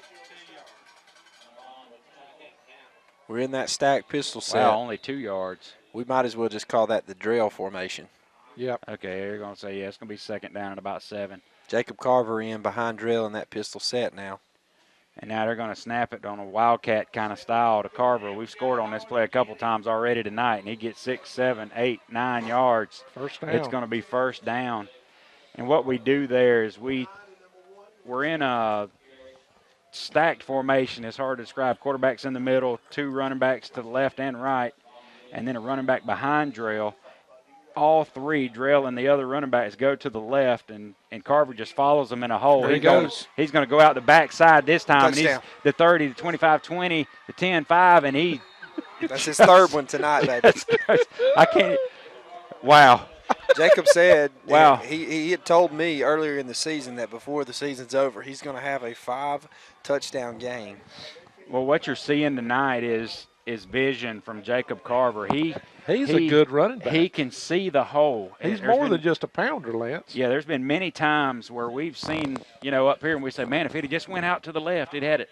On that play, the play was totally to the left. He went right up the middle, saw it, and had the speed to bounce it out and just took it all the way. He bounced it out, but did you see how he allowed his wide receiver to set a block up so he could bounce it out? And then he ran through a tackle. And of course. I mean, he weighs 220 pounds. He would not be denied right there at the end. Dobbins in for the extra point attempt. I'm telling you 4 what. for 4, baby. I hear you, Glenn Dobbins. This 28-20. 28-20. I'm telling you what. Our Red Raiders come out in the second half 3 and out. The McIntosh County Academy Bucks, and now we've come down and put a dagger in them a little bit. Let's see how they respond. I'm liking what we're seeing here in the second half, boys. I'm liking it too, and we have answered and done what we needed to do. That's what we were talking about at halftime. You're listening to Raider Radio. We're going to step away for about a 30-second timeout, and then we'll be right back for the kickoff.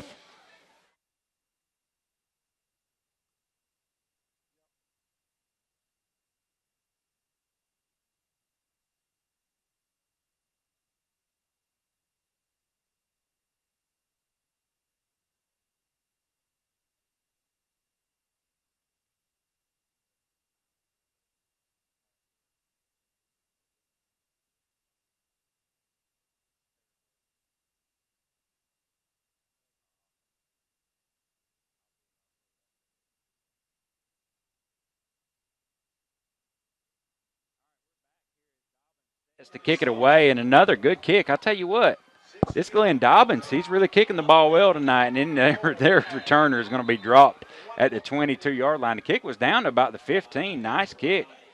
Good tackle there by Demetrius Williams, flying down and on the kickoff and running through somebody.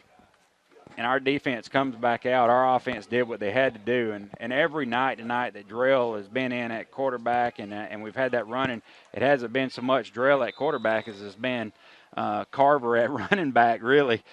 We loaded up and we just run right at them. And we've talked about this a little bit tonight, and even talking about with Aubrey in at quarterback or Drell in at quarterback, we've done this thing all year. And it's just as the season's gone on, as they're in shotgun formation here, 4 wide receiver set, they throw it out deep, and it's just going to be overthrown. It's going to be second down and 10.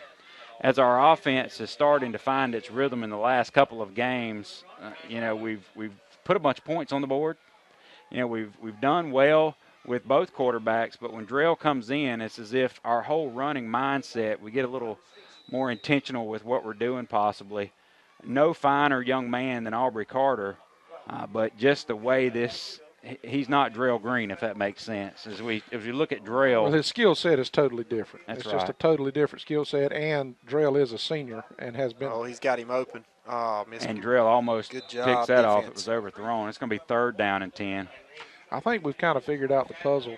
Speaking again to Aubrey, Aubrey's going to have his chance again this year, and of course next year going in, we'll be looking at Aubrey as senior quarterback. But Drell being a senior, played quarterback last year. I see what Coach Kofer is trying to do and spread the offense around a little bit and get our players on the edge.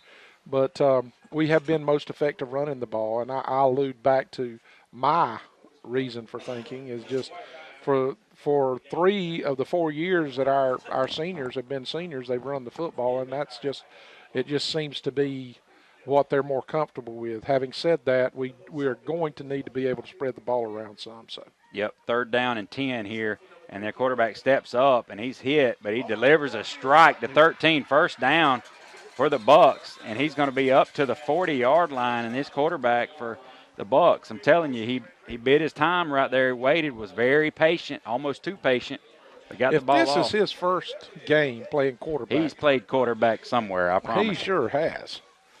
This kid, he has no fear. I'm not sure he wasn't past the line of scrimmage on that last throw. I don't know, but he just acts like he's a veteran. And if the numbers are right, he's just a sophomore. They gave it a straight run there, about 4 yards. It's going to be 2nd down and 6. Isn't it amazing how that passing, just a successful pass, will open up the middle of that defense there? Bringing in the big guys, number 77, Trevor Williams, and Dylan Miles checking back in as our 2 freshmen and our freshman-sophomore defensive linemen check out. 2nd down, and we're going to call it 5. 28-20. Trey Scott is on an island with Spoop. Oh.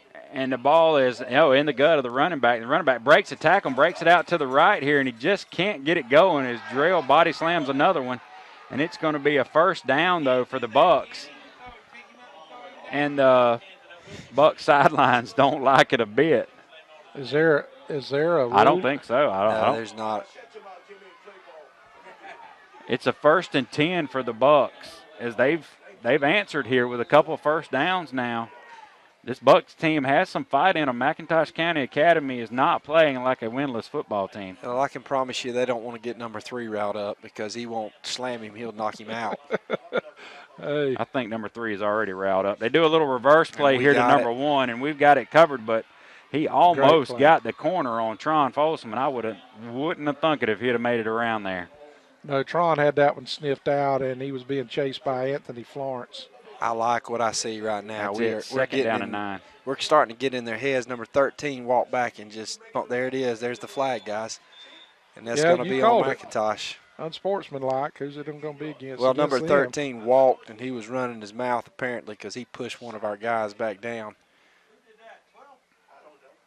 13 is going to be flagged there. It's going to be a 15-yarder. Instead of 2nd down and 9, it's going to be 2nd down and 15 and 9, guys. It's 24 all day, ain't it? That's all day long. Last time I checked. Well, I like that. I like it. Yeah, one of the things that Coach Kofer was concerned about was about how they would, if there was going to be any mouthing or pushing or anything. He was just concerned. He said he talked and coached our players all week long to be quiet, don't get in a chipping contest with them, because it could cost one of our players a game next week. So that's one of the things that you've got to worry about. Absolutely. 2nd down and forever here for McIntosh County as their quarterback catches the ball, and he's rolling out to the right, chased by Dylan Miles. Throws another great pass, and it's off the hands of the defender who had Drell Green beat. Well, he was standing about 3 yards out of bounds, though. So. Oh, did he? Yeah, okay. He was out of bounds. It wasn't 3 yards, but it was 3 feet out of bounds anyway. But he was beat a little.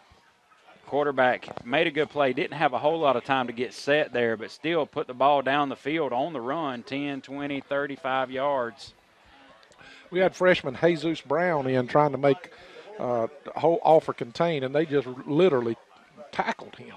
I mean, grabbed him around the shoulders and kind of threw him down. It was, I guess, third close. down and forever now for the Bucks. Yeah. 7 minutes and 7 seconds as this game is ground to a halt. Throw it, ever play it. Getting a little now their pressure. quarterback's scrambling out to the left. There's a flag down in the backfield. I think as their guy hit our little freshman there, speared him as he was on the ground, just trying to beat him up. And that's going to be another 15-yard penalty and if that's a spot foul, it's a long ways. That's a post possession foul too. That's going to count. Wow. So it's going to be 4th down, and it's going to be 15 more yards backed up in field position for us. Well, now the 0-9 is starting to show and make sense. That's right. Yeah. And the blocker there had 31. Our is it Xavion Brown? Yes. Is that who it is? Had him, blocked him right into the dirt. I mean, just totally annihilated him. And then as Brown started to get up a little bit, he just dove right on him and put the face mask right on him again, and White Hat just threw a penalty. It's going to be 4th down and 40. Forever. Matter of fact, at the 1st down marker is where Tron Folsom is standing to receive the punt. I can tell you if this ball falls to Tron, you can watch out for electricity. We've got Drill in the up-back formation. They're going to take it away just from over him. his. And Tron catches it now on one bounce, and he's at the 40. Tries to break it out and breaks it back to the 40, the 50, the 45, down to the 40, back across, jumps over his own defense. Jay made about 3 blocks on that play. Credit him for that. You know, we talk about Drill all the time, and we need to. You know what he is, and everybody knows it's a Bacon County fan. But as a kick returner, I don't know that I've seen any high school player. Maybe the kid, Greg Reed from Lowndes, it was more electric. But Tron Folsom with the ball in his hands is just electric. Very dangerous. Yes, sir. Here in that loaded formation there again, give it to Florence. Is Drill keep it? Drill kept it off the right side. Great play fake by Florence, who was running with his shoulders low like he normally did. 1st down, and we're speeding it up, Lance.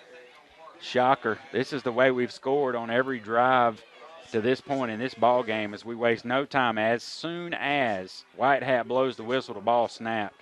We're back in formation. Boy, a play action would be nasty right here, wouldn't it? There he goes again.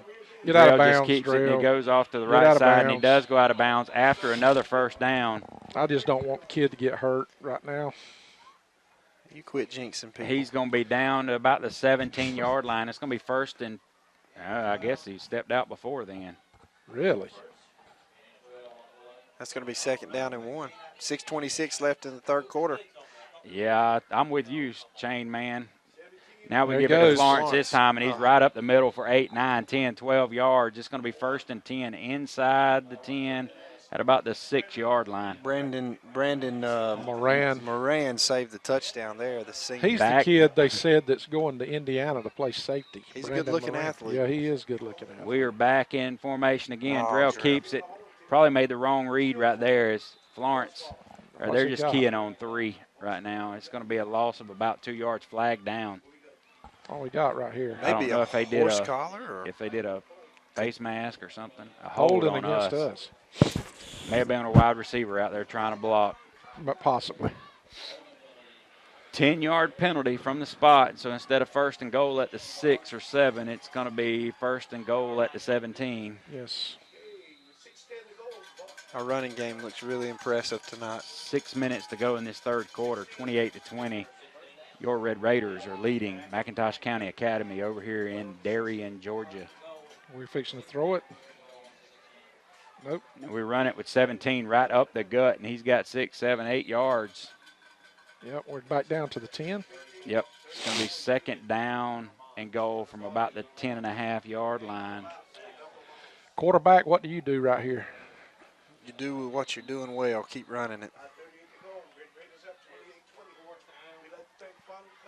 Drill in this loaded formation. Cawthorn behind him. Sits off to the right. We pull up and throw a pass to Tron, and he does not bring it in. Hits him right in the hands. He bobbles it, falls to the ground. I thought he came down with it, but it dribbled out. And that's why you run and get 10 more yards, and then you got a quicker throw. Or a rollout. He was open, though. Tron Folsom is all go or bonehead all in one thing. It's like touchdown or drop pass. Carver, this loaded formation that we do, and he gets 5 or 6 yards. It's going to be 4th and goal at about the 7-yard line. Do you bring on the senior kicker? Let's see. Let's do it. No, he's rolling it. He's going to keep them pinned low if we don't score. Defense is playing really well right now, so you can gamble like this. We're going to snap it right to Carver again, and he's going to try to barrel in, but he's going to be stood up. There's no way he's going to make that. He's going to be brought down at about the 2-yard line, maybe at the 4, we're going to say. So the McIntosh County. They still got life. Bucks, that's right. They still have life. What do you think about that? I think that's the right call. I do as well. He's on the right hash there. I've watched that young man kick from the right hash. It ain't pretty. And even if I love him, I love him, but it ain't pretty. Even if even with that pass call there, the ball they had a chance. Yeah, I like the call. You know, if you run it, you hit them with one play action there. Everything was there. You've seen number 2 make play after play after play, and he will catch one backwards over behind his back, around his arm. You know, how in the world did he catch that one? The next time he'll drop one. That's what he had there. They're deep in their end zone now. They give it to their up back, and he's going to get 5, 6, 8, 9, 10, 15. Ball's out. Jay Jackson strips the ball. Yes, he did, and recovers it. That's right. He says, "Here you go, ref." And now they're going to say they blew it down. No. They're going to say that the side judge is going to say he's down. The White Hat's coming from the back and saying no. There's no way. They're going to talk about it now. I think White Hat's going to say, "No, boys, he wasn't down." I was about to get aggravated at Jay because I seen him. He just as if he was going to catch the guy, but side judge is maintaining. He There's fights no hard. way. There's no way. He gets his way. McIntosh County's going to keep this ball. Hey, in a game that's 28-20, that could be a huge call. Yep. The side judge was adamant. He talked White Hat into it. Nah. Now we bring our defense back on. Jay's not going to be happy as he jogs back on his left end. That was a good play by Jay Jackson. It's going to be 1st and 10. Ball snapped over his head, and the quarterback falls on it. And he was stumbling. Yeah, he was stumbling there. That's going to be a loss of about 10, 15 yards. Once again, they figured out a way to hurt themselves. Yep. It's going to be 2nd down and 22 probably. How about the play of Xavion Brown tonight, number 31 coming in the game now for Trevor. Love it. He's played really well for us on the defensive line. He's just so quick and little. And Kayvon as well, sophomore. He's come on these last weeks. You see him lining up right behind. He's blitzing. Yep, and he meets the running back right there. You see, look, I was watching 31 on that one, man. That was too. Since you mentioned him, I was like, well, I'm going to watch him on this play. He was just giving number 57 all he wanted, wasn't he? I'm telling you, buddy, he was standing tall. He's standing tall and had him about his waist. All 4'6" of him. I think that offensive lineman had him jacked up about 3 inches off the ground. He stood him up in the hole, son. What you talking about? That's what I'm talking about. Love it. We got 3rd down and about 20. It ain't the size of the dog in the fight. That's true. This quarterback's 3rd down and what is it, about 20, yeah. This quarterback's There running to goes his Jay. right. Now Jay's going to trip oh. him up. He breaks loose. Now the quarterback throws deep and It's almost by Drell Green. caught. Drell plays great defense, breaks it up. Talks some smack to the coach and 3 other players as he walks back onto the field. There's 4th 12 down. running into our guy again. Pretty sure Drell looked at the coach and said, "I'll slam you too." I don't think. I know Drell Green, and that ain't the way he plays. No. He's a good young man. Yeah, he is. He's just all business. Well, we've changed the field position here. Huge. In this. Yep, huge. If we can keep Jay from tackling Tron, we may have a return here. I like the way we have this formation here where Drell's about 20 yards deep and we've got Tron about 35. I like that because they've kicked some short punts here tonight. Yeah. Get a little pressure on this kicker. He kicks it, and it's going to go right over Drell's head. Tron picks it up, and there's going to be a hold right here. Tron's going to break all the way out, and he's going to go 10, 20, 30. He's breaking loose and just doing what he does. He's going to score beautifully. He thinks he's going to have something, and the coaching staff for McIntosh County says, come back here, boys. Spook batting. Looks like it's going to be a block in the back. That's what it was. It was That's right. clear. And now there's a flag down in the end zone because Tron's celebrating probably. There's going to be 2 penalties on us, I think. He just slammed the goalpost. That's all he did. Did he dunk it? No. I'm just joking. That's going to be a 10-yard penalty from there. We're liable to get this thing 1st and 10 at about the 25 when they assess these. So we ruined great field position that we got on our defense, and now I would imagine they're going to assess both penalties. It's going to be a holding here and then a dead ball unsportsmanlike, which is going to be an additional 15.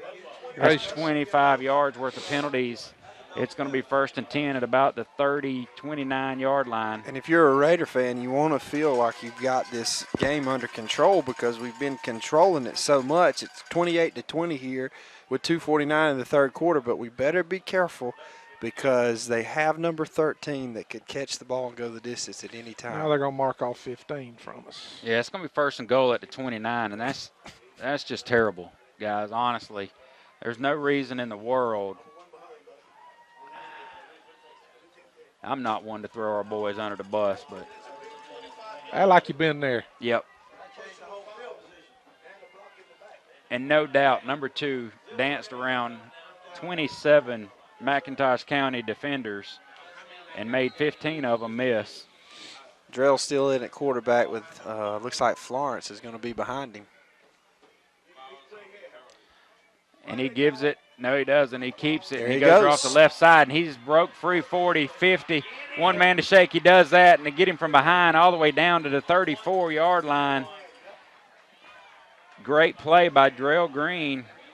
And we switch field position again. That was a very good run. Hey, we're not saying much, but our offensive line It's playing good. and wide receivers are blocking really well tonight. Yep. Absolutely. Florence still in the backfield behind Drell in this stacked pistol look. I don't know that I wouldn't try to heave one right here. Drell gives it to Florence, and he goes right up the middle for 8, 9, 10 yards. I'll say 8. Yeah. I'm getting a little happy here, guys. Getting a little happy. It's looking good. It's like boom, boom, boom, boom, boom, boom. Second and 9. That's right. No, it's about 2nd and 4. Yeah, we had everybody two moves moving right there. in. We had everybody moving. False start. 2:10 left in the 3rd quarter. They're big 72 on defense. It's happy, happy, happy. I 28 think he to just found 20. a piece of candy in his pocket, boys. We got 28-20 with 2:10 left in the 3rd quarter. This 3rd quarter has just been very, very, very slow. Last week's game was a record hour and a half. This week, it's Daggum, that's a taking- 10-yard penalty? What What's up with was that? Wow. Wait a minute here, guys. Come on, White Hat, work with me. Work with me. Yeah, well, wait a minute. Wait a minute. Back it up. Let me go 3 yards forward. Now let's put it there. There you go. That's better. 7-yard penalty. There's a lot of them in the books. 2nd down and 8, we're going to call it. It was just 3rd and 1 a minute ago, wasn't it? Carver with the handoff off the left side. He spun around, doesn't go down, spins out, still pushing forward. 2 or 3. McIntosh County. Goodness, Jacob Carver. I can't even put it into words. Beautiful play. Jacob spun around in the hole. Oh, goodness. And now is he down? I think it was a fumble. Yeah, I think so too. I don't see. That's what they're doing. They're going to give it to McIntosh County. Hold on. I didn't see it either.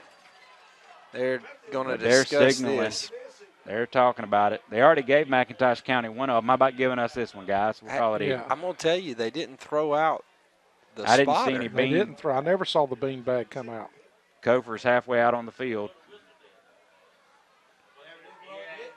I don't see any he's way they got can his- overturn this. I mean, they never. Yeah, the whistle didn't blow. Who knows? I mean, Either way, somebody's coming away unhappy on this one. that's it. And I believe it's going to be us, boys. All right, now. No, it looks like we're going to stay on. Are they going to flip a coin or what?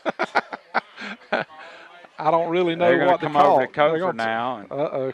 Hey, Kofer, how you doing? We see what had happened was it's I- their ball, buddy. Sorry. See you. I really don't like when games get out of hand like this. Two teams are trying to play and battle it out, and the referees having issues like this. We have seen more crazy refereeing and calls, and I mean, what in the world? I have watched football all my life, and I've never seen. I mean, not that this is crazy out of hand. They're just talking about it, but when you start adding all this stuff up, I mean, usually somebody on that field makes a quick call. They don't go over to the coach and talk about it, and then come talk to the other coach, and then kind of flip a coin. Now he's walking slowly over to the other coach. Somebody's not going to be happy, and I just hope that somebody is not us. I think what they're doing, I think they're checking the replay. I think they're checking the replay. They've got it on camera here on the big screen. Well, I can tell you one thing. If the last time this call was them, if they called a quick whistle like they did and said the guy was already down, that's what it's going to be. Goodness gracious. They're going to give it to us. They're going to give it to us because our offense is still on the field. No play. What in the world? Now, I've never seen that. Have y'all ever seen that? I don't think I have. They don't know who had it. We don't know, Coach. We don't know, Coach. Gracious. No play. I like it. I like it. Second down and 9, 8. I don't know that I've ever seen that. Wow. Second down and Well, 8. we've seen I don't know that free that's not the kick. fairest way to do it. Yep, now we jump them off sides, and we're going to get 5 yards, and Drill's playing the drums. Love it. You know, maybe that was the fairest way to do Now it. Just there's- replay it again. Yeah, there's defense. There's both of them on them. Okay. There was 2 flags down, but both referees called the same penalty. I have seen a do-over this year, and what was it in Pierce County? A 4-point field goal. Don't play. That mess happened. Yeah. The Second down and 1 like it should have been all along. The crew got fired. And now this We've got a Mcintosh flag. County coach is just fixing to get thrown out of the ball game if he keeps running his mouth. Unsportsmanlike. There's a penalty on him. And our coach is calling us to the side. I think there's going to be some conversation going on. Like We're going to take a nobody. break. Why? Let's see. It's so good, Travis. Why? Well, I thought we were going off sideline. Now we're not. We're not going to take a break. We can't talk football for the referees. I'm telling you. I love it. They've called a penalty, but now they're going to come up and talk about the penalty. They're going to give us 15 yards is what they're going to do. It's going to be 1st and 10 for the Red Raiders at the 11-yard line. It's going to be 1st and 10 for the Raiders at the 11-yard line. Love it. 28-20. The guests from Bacon County, our mighty Red Raiders, are coming over here to Come on, Madison let's just County Academy. It's getting ugly. Yeah, we just need to go play football and get this thing over with before somebody gets ejected or something happens. It's crazy. That's right. Minute and 47 seconds to go. 1st and 10, Raiders. We don't need to Just be outside spiking the no 10-yard football. line. We That's just- right. Carver off the left side, puts his head down, goes for 6, 8, fighting hard. He's going to be down at about the 3-yard line. Looks like it, yes. It's going to be 2nd down. We can get a 1st down at about the half-foot line. Again, number 7 And off going the in. left side, and he's going to go in for the score. That's right. There you go. I like you've been there, guys. Throw the ball back to the And referee. that's the way to play ball, boys. That's Big right. answer by our Red Raiders. Had to have it. Just what the doctor ordered here. Minute and 21 seconds to go in this 3rd period. It's 34-20. And we're going to kick it. And why not? We've been perfect to this point. I'm trying to jinx him now. Yeah. All right. Dobbins set for the extra point attempt. It's down, through the and the pipe. kick is up, and the kick is good. It's going to be 35-20. With 1:21 left in the 3rd quarter, your Bacon County Red Raiders are up 35-20. You're listening to Raider Radio 93.5, The Eagle.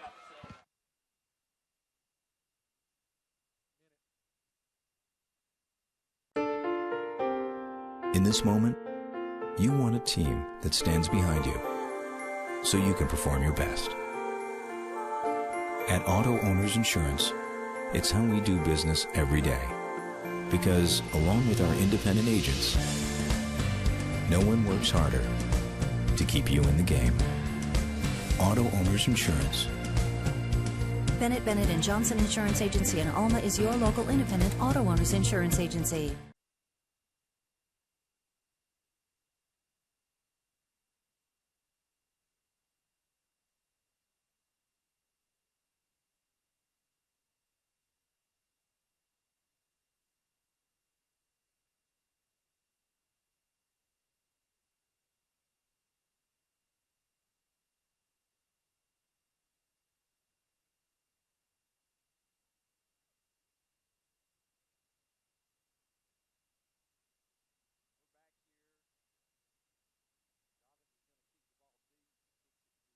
Side to number 6.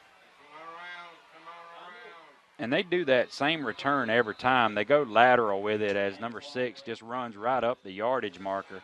I would like to see him just catch that ball and shoot right up the sidelines. I mean, you got to figure he's going to make 10 or 12 yards easily. Or set up a wall kind of like a punt return where he comes down the opposite sideline. A few scores from around the region. Vidalia in a final 45-13 over Bryan County. Benedictine 62-15 over Long County. And Jeff Davis in the fourth quarter 14-13 on top of Groves. Wow. Another ball game going on. Yeah, that's a ball game. This young quarterback back in shotgun formation, rolling out to his right, under pressure, throws a beautiful, well, he was just overthrown. But I tell you what, these receivers are running some good routes, too. That was a route on Drell Green, who's on coverage. But the wide receiver runs a good route, just goes down probably, 12 yards and just turns around, and the ball is there, but it's just a little wide. A score that I like to show some attention to, Colquitt County 28, Camden 24. Camden is not going to make the playoffs, and they're giving Colquitt, number 1 team in the state, a run for their money. Well, Camden County's no slouch, never has been. 2nd down and 10 now as McIntosh County scrambling, and he's going to throw a ball out here, just getting rid of it. He was under pressure, nothing doing. And maybe the play of the game right there that's just not even going to go noticed, but we had 2 defenders that was bearing down on their quarterback, and rather just plant him, they pulled up to keep from getting a roughing the passer play, and it's just a good play. I mean, just a good, clean play with the way things have been trying to get out of hand. I think that's what you were going to allude to, Matt. It's just a smart play. Smart. We've seen us make some bonehead plays in the past. I'm recalling one right now where definitely we're the more disciplined team, which is pretty doggone impressive.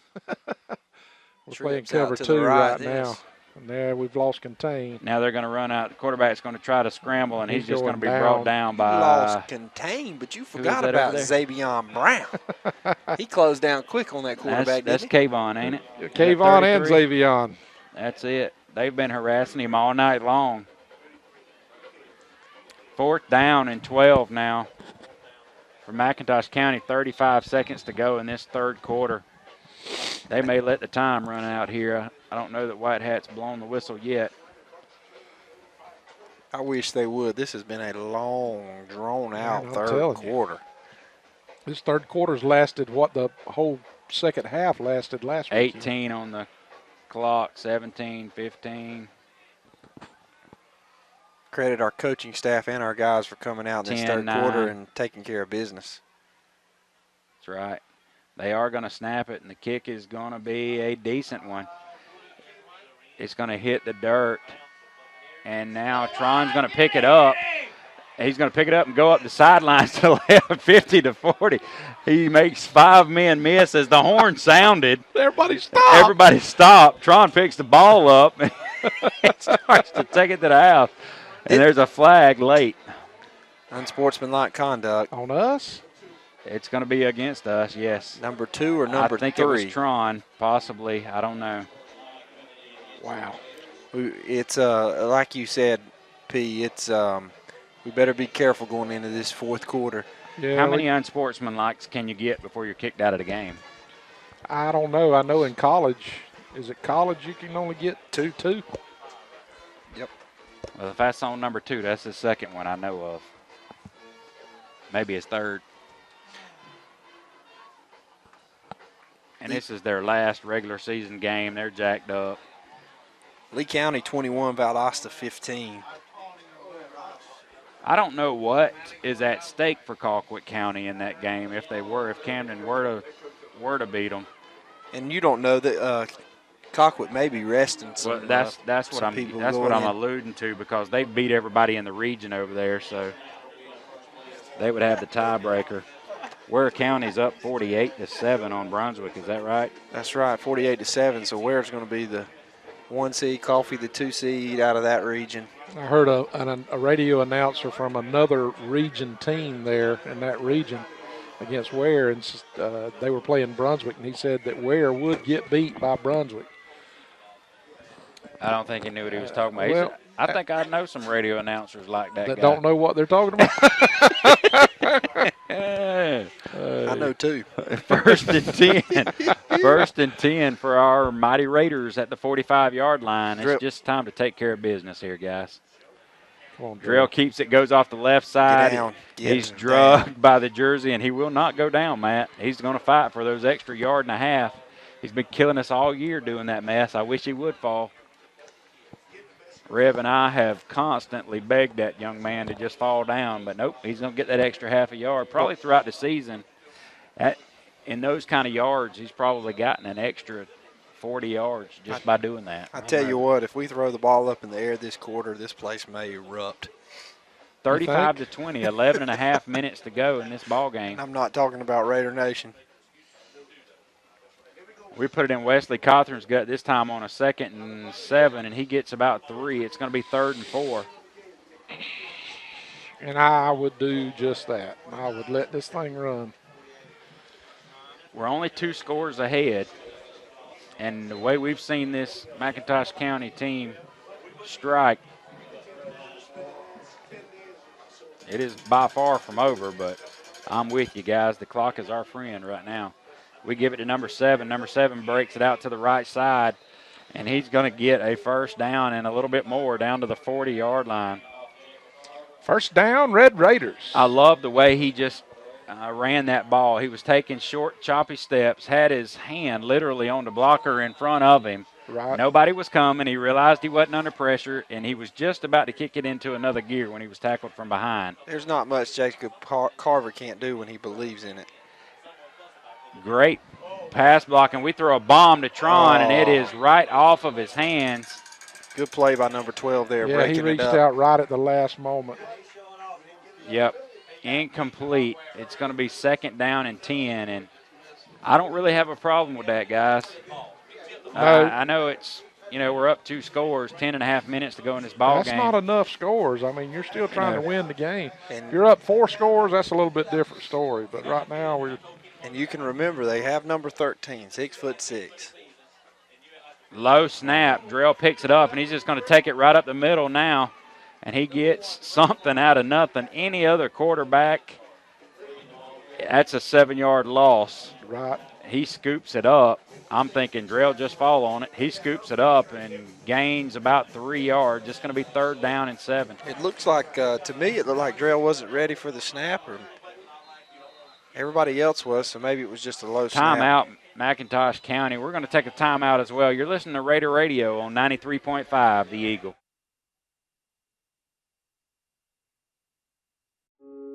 In this moment, it doesn't matter if you save money in 15 minutes or if your neighbor has the same insurance that you do. What matters right now is the quality of your independent insurance agent and the company that stands behind them. Auto Owners Insurance. Bennett Bennett & Johnson Insurance Agency in Alma is your local independent auto owners insurance agency.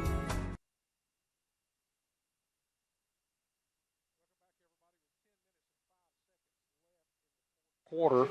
Both teams have all of their timeouts left. I think McIntosh just used one of them, so they'll have 2 timeouts left. Score 35-20. We've got a 15-point lead and we're on the move. We got 3rd and 7. 3rd and 7. Drell's played quarterback most of the second quarter. From the most of the second quarter on, he's been our quarterback. Anthony Florence is going to jump. Florence moves, and I don't know that he couldn't get set there. I mean, he just acted like he was guilty, didn't he? I think that's what. Yeah, he put his hands over his head, and he could have easily been in motion. I mean, he did move forward a little bit, but is that illegal? I mean, it's not to go in motion and move a little bit forward, is it? He could, if he would have wanted to continue, he would have had to get down on the line, I believe, there in that situation. The white hat wasn't going to call it. No. I guess you kind of got to when a guy stops and puts his hand over his. He stopped. 3rd down and 12 now. We give it to number 7, and he barrels forward back to the line of where we started at. Gets got 5, a flag 6 yards. on the field. We got a holding, looks like. They're going to call a holding on Big us. number 73 grabbed a hold of the man as he got away from him. I agree with you, Matt. You made a comment about our offensive line performing well tonight. They made a block about 3 plays ago on that long pass that somebody was about to eat Drell up, and the offensive lineman just came and pushed him right by him. Made a good block. So, Big Trevor Williams, number 77, 73, Akeem Peterson. Our center, Peter Simmons, playing well tonight. 3rd down and 15. Loaded backfield here again. Drell's going to back to pass. Oh. He throws off his back foot, got him. and it hits big man in stride, and he's going to go in for the score. Touchdown. That Matt, I feel your pain, baby. Hey, pretty is as pretty does. Drell got rid of that ball quickly because he was under pressure. He threw off his back foot, got about 30 yards of ugly duckling, and it falls right into big man's hands. He just turns around and runs in for the score. Touchdown, my Raiders. friend, was a dart thrown by Drell Green. Is that what it was? Did you not see that? That was a dart from the back foot. Yeah. It was a rope, 30 yards, but it was wobbling the whole way. It was pretty though. Quack quack. It's hunting season around It was pretty. It was thrown so hard that the defensive back misread it. True that. The kick is up, and the kick is no good. I didn't think so. 41 to 20. 41 to 20. We've finally taken real control of this ball game, and we've quietly put a bunch of points on the board here tonight, guys. Sure wasn't looking like it early. With 9 minutes and 43 seconds left, you're listening to Raider Radio on 93.5 The Eagle. In this moment, it doesn't matter if you save money in 15 minutes. It doesn't matter if your neighbor has the same insurance that you do. What matters right now is the quality of your independent insurance agent. Glad you're okay, Sarah. We'll take care of everything. And the company that stands behind them. Thanks so much for your help. No problem. Auto Owners Insurance. Bennett Bennett and Johnson Insurance Agency in Alma is your local independent auto owners insurance agency.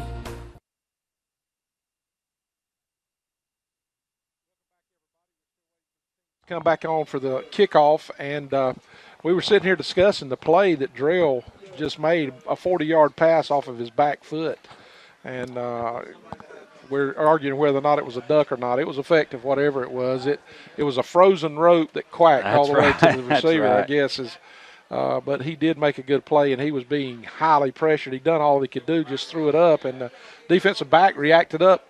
I don't know. As Matt said, the defensive back just misjudged it. It was a beautiful. Well, I think it's just as Matt said. It definitely had power behind it. As Matt said, it was a dart. It was definitely a rope, but it wasn't a rope like you normally see. End over end, and it fooled the guy. It had a whole bunch of power behind it. Now they're going to bobble. I don't want it. The receipt. Oh my Lord! And now we're going to set him free, and I have no idea. Did he step out of bounds? Yeah, he must have stepped out of bounds. Okay, it looks like he's way in the center of the field, and they're blowing the whistle. The ball carrier, sorry, folks, he returns it up across or just about at the 30-yard line. It's going to be 1st and 10 for Mcintosh County there. I think on that touchdown pass, you just saw athleticism from Drell Green. He could throw it from the side, stepping back, avoiding a hit. There's one thing I want to see. Drill has showed the complete package. I want to see him throw short screens. I think if they'll do that early on in the game, those passes like we just seen will happen more and more often. Their quarterback's set, and he just drops back and has a man wide open, but it's going to be caught. No. Oh, it dropped. Man, he almost sold me on it, and I think he just gave up on the sale job right there at the end. But Nacio made a real good play. Nacio's had a little bit of trouble tonight, which is not normally the case, but he's been picked on a little bit tonight. But then he had him covered. He was playing center field. And he covered a lot of ground there as well. Another good coaching job by our coaches. They have moved Nacio some tonight, and Tron and Drell have been rotating them back and forth at corner. And I think that's just kind of helped Nacio out a little bit. Nacio is a lot more comfortable dropping back at a safety position, even though he's played well at cornerback at times. Well, he's probably gotten into trouble when he's read the quarterback's eyes, and so Coach probably said, you want to read the quarterback, get your butt back at safety and make a play, and he just about did. And they drop it off to 13 here. Quarterback for, golly, Mcintosh County rolls out to his left, has all day just buying time, not under pressure or anything, just avoiding everybody, rolls out to his left and dinks another one to a comeback receiver, number 13.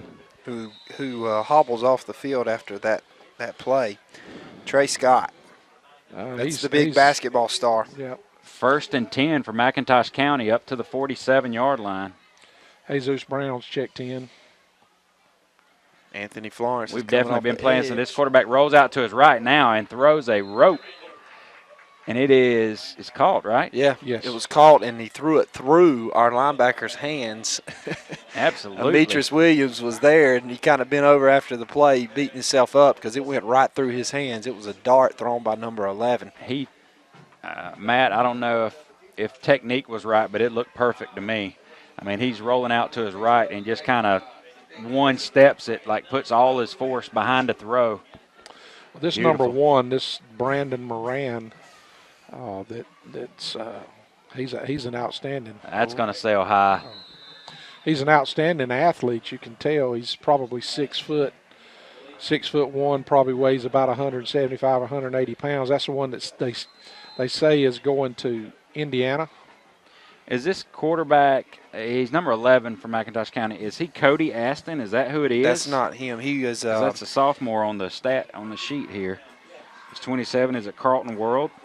No, I'm trying to look. He's a DB. I think it's Dustin Anderson. He's a sophomore. Dustin Anderson, sophomore. He's on the roster as number 29. But he's been impressive at times tonight. We just have another unsportsmanlike called on us. Look at this. I don't. Why can't we shut our mouth? And who knows? We don't know if it is our mouth. It is our mouth. It has to be. White Hat's coming over to Coach and talking to Coach about something. We have not seen it.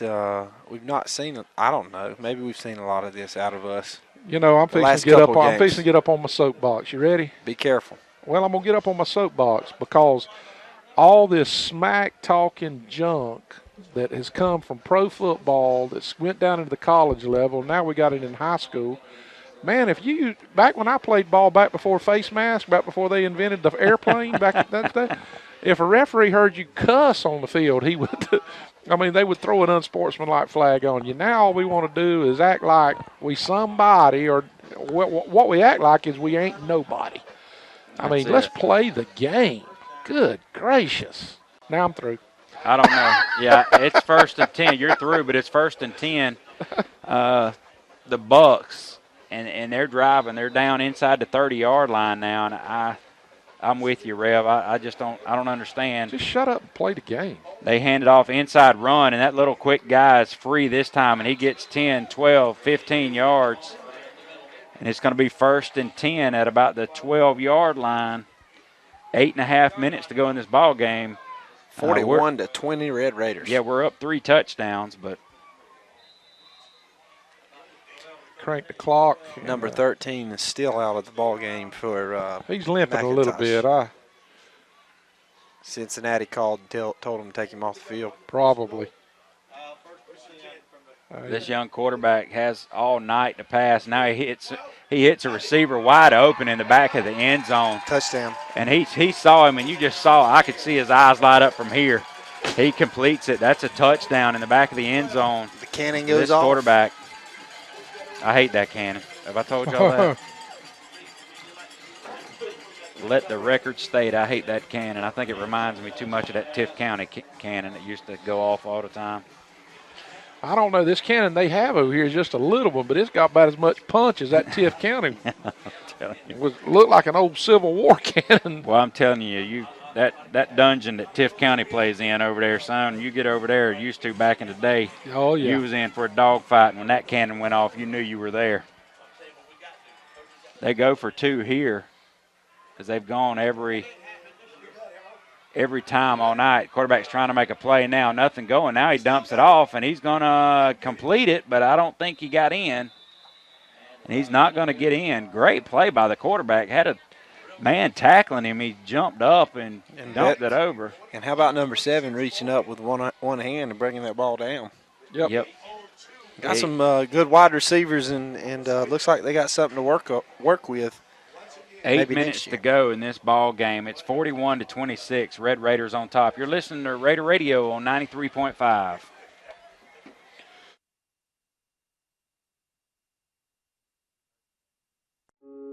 In this moment, it doesn't matter if you save money in 15 minutes or if your neighbor has the same insurance that you do.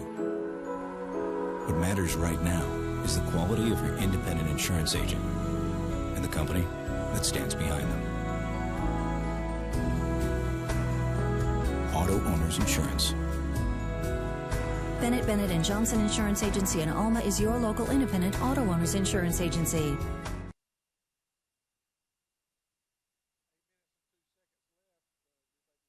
Raiders are leading the Mcintosh County Academy Buccaneers 41-26. Impressive drive, which was helped by an unusual, unsportsmanlike conduct call that was called on us when the play was already over. There was not a Mcintosh County player within 20 yards. We were close to the bench of Mcintosh, so I don't know if there was smack talk or we said something we shouldn't have, but we did get flagged, and I think that's our third unsportsmanlike of the night. That's just something that we're not going to be able to carry over in the next week. Maybe we'll get it out this week. They're lining up for an onside kick, or at least we think they are. Jeff Davis went final and beat Groves 14-13. There it is. Got a good bounce, and we didn't even go for the.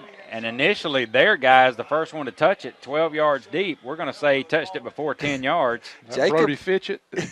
He did. Jacob Carver, he just watched the ball go by him there. He was like, I don't want it, guys. And it hit a Mcintosh County guy. We were arguing that it was before 10 yards. It was right at the 10-yard mark. We fall on it at the second level.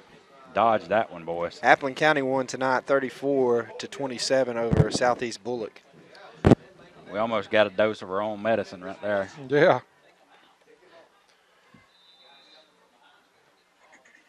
Loaded pistol formation again. We give it to number 7. He makes one man miss initially. I tell you what, I'm enjoying watching number 7 run the ball tonight. I am too. Kind of gets me a little. Field. Yeah, it kind of gets me a little jacked up about what next week might look like. And I'm going to tell you, Jacob Carver is an impressive athlete. If he believes that he can do something just like pitching in baseball, he does it very, very well. There he goes again. Right up the middle, and he's going to break loose from 40 down to the 30, tackled from behind at the 25-yard line. You're not going to arm tackle him, that's for sure. No, sir. He breaks up the middle, and he's met by 2 or 3 maroon jerseys, but they can't bring him down.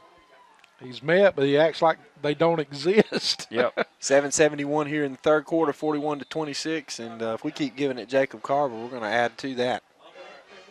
I think he'll get his 5 touchdown night on this carry right here. He's down to 20-10 to 5 right at the goal line. Give it to him again, I think he's got 4 touchdowns already on the night. Give it to him again. Wow. What a night by number 7. He's up blocking now. They're going to give it to Drells. Took the snap, and he's going to follow Florence in the hole for the score. Touchdown, Bacon County, and they made that look easy. Touchdown! McIntosh County has had all they want of these big running backs that we have, and it is 47-26. 7 minutes, 17 seconds to go. Nothing pretty from the offensive coordinator's point of view. You just line up and run it at them. Oh, that's beautiful. You know what's beautiful about that from offensive coordinator's point of view? 47 points. 47 points and right. just eat 3 minutes up off the clock. And I'm going to tell you something. We're looking ahead already. I think it's safe to, even though there's 7 minutes left to go in this ball game, to Brooks County next week, guys. I think to be successful, we are going to have to run the football like that on Brooks County. I think you're right. We're going to have to keep it out of the hands of their athletes, and the way you do that is just eat up yardage, 5 yards, 7 yards. 48-26. The good guys are on top. We've just steamrolled this McIntosh County team in the second half. Talking about Brooks County next week as we go over to Quitman, Georgia, and take on this Brooks County Trojan football team. How do we feel about it? I need a prognostication. I need a score. What's it going to be? What are we looking like? How are we feeling about it, guys? Well, we're going to have our hands full when we get in there to play Brooks. They're no slouch. They played Fitzgerald very, very close, which is another powerhouse over there. So this is a team that's like us, plays in a competitive region. I don't know that they have a over there. I don't really know how good Fitzgerald is. They're good year in and year out, but we've played the likes of Benedictine and Vidalia, and I don't think Brooks is going to bring anything more to the table than what we've played against them. Lord, I hope not. If we play a good game, if we play good, keep our heads about us, and we continue to run the football like we're running it, then I think we got a good chance. The fact that these freshmen have been in the playoffs already before, too, they're going to be hungry for the first round win. Kick's going to go out of bounds. Guys, the Camden County Wildcats will miss the playoffs for the first time in a long, long time, as their season was over tonight in a loss against Colquitt County, number 1 team in the state. And Camden County's not going to live with that very long. You can expect. I really don't know anything about it, but I just knowing the mood that's down there after all the state championships and the national rankings and ESPN coming in there and filming the games and all that stuff, you can expect a coaching change, if not this year. If it continues to go spiral downward like it is, you won't be long till you'll see a coaching change in Camden. Look at this. We have Anthony Florence out in the flats guarding a running back, and he just about picked it off. He responded. What's funny about that is he was watching the quarterback, and then at the snap, the wide receiver was Gandhi, and he was watching the quarterback, and it was like he was playing receiver. You know what? I love Anthony Florence. He was lost there, though, Jack. he was lost, but he almost got a pick for it. But I love Anthony Florence. He Yes, is sir. one of the finest young men. Congratulations to Berrien County. They're going to they have made the playoffs for the first time since 1993. Wow. Are they the 4th seed down in that region? Yes, they are the 4th seed. They beat Pelham tonight 31-28 to become the 4th seed in that region. Congratulations to Berrien. Since 1993, wow. This sophomore quarterback has played a whale of a game, and he can Intercepted? Oh, Anthony Florence.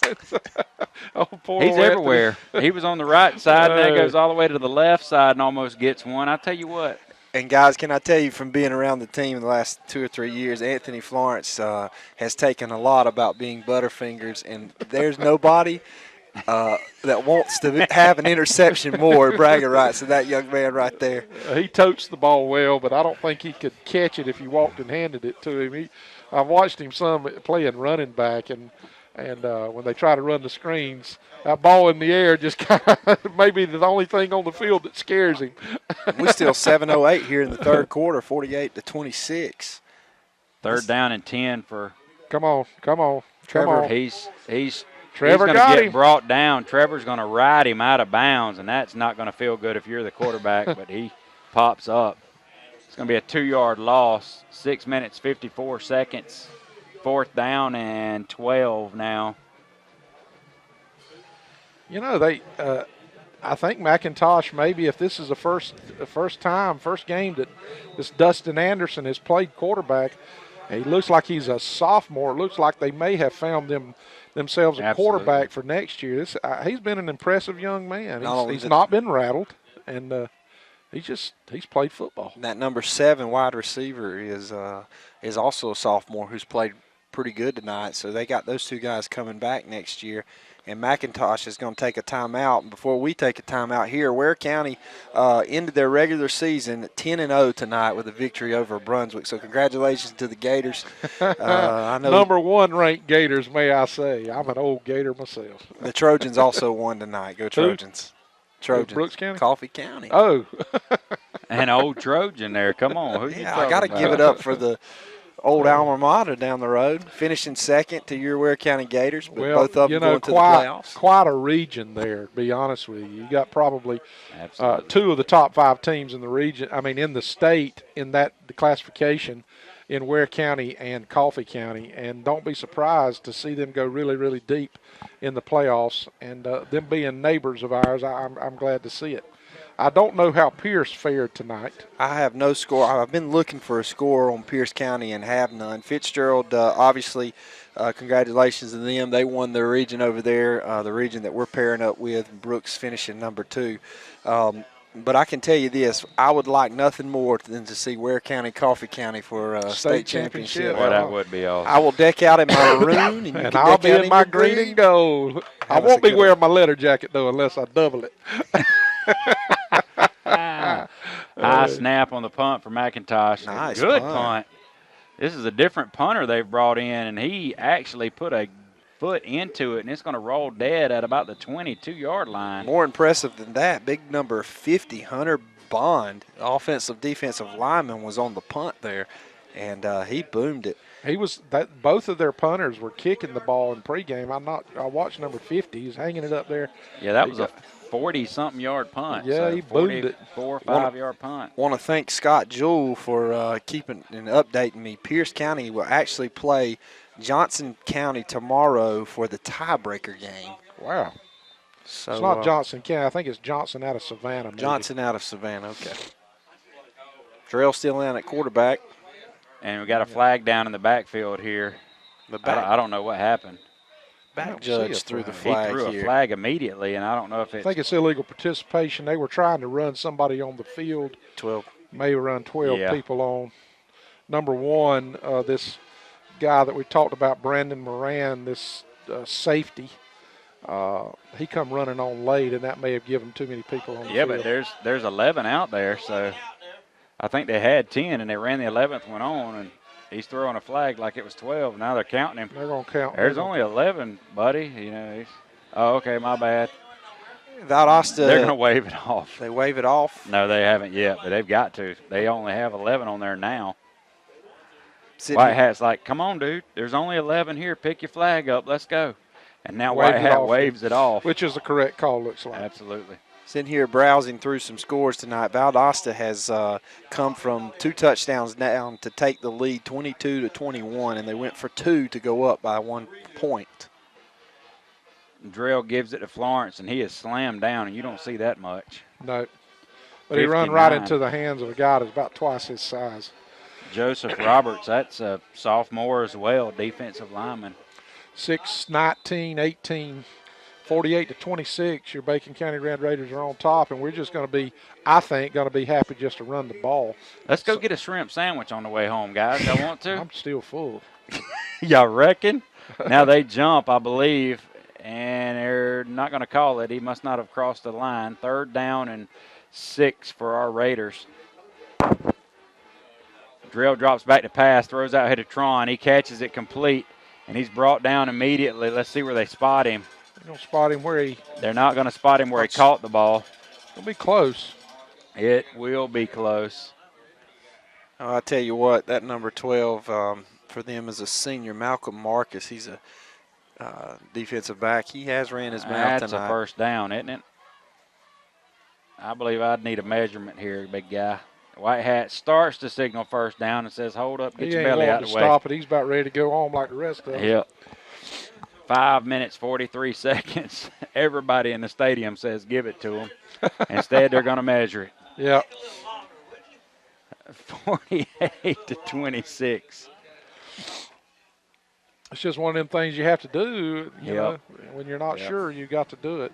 Yeah, you got to remember these this referee and officials. They get watched every week and evaluated. So And it's a first down. Yeah. I'm glad they measured because they was about to call it fourth. And I'm just wanting us to keep the ball and keep running it. 5 minutes and 43 seconds left. We're running on your radio dial from left to right. Drell Green, who is taking over at quarterback about midway the second quarter. And looks like he's going to go the rest of the way at quarterback. And we pretty much run, I don't know what you would call this set, Matt. What would you call it? I call it the heavy set. But yeah, it's a pistol formation with pretty much two fullbacks out. Pistol stack, pistol heavy is what you can call it. Call it a lot of running back is what you can call it too. Yeah, 3 fullbacks, and then here goes Drell.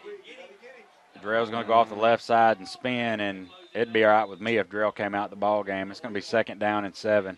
Yeah. He just continue to take hits. We're fixing to go under. I agree with that. We're fixing to go under 5 minutes here. No reason really for him to be in the ball game. Not if he's going to run it. And Drell, he don't have a quit button on him anywhere. Nope. We are letting the clock run out. Under 5 minutes to go. Drell drops back to pass it out here to Tron. It's complete. And they almost take it from Tron, and now he fumbles, and he gets back on it. And I believe that was the right call. He was bobbling that ball. They tried to rip it free. Yeah. He was maybe trying a good to get lesson to the ground. learned. Maybe you learned a lesson because I can guarantee you Brooks will know every trick in the book next week. These are the passes that I'm talking about. This just gets Drell in a rhythm, and Drell, if he gets in a rhythm, is an outstanding quarterback. There's not anything I've seen on the football field that Drell Green can't do. There he goes, puts a move, nice move. And he makes another man miss, and he's going to get all the way right at the first down marker. I believe you're right, first down. He falls down. 4.5 minutes to go now. I know it's dominating, and I know he needs to probably be in there to finish this game, but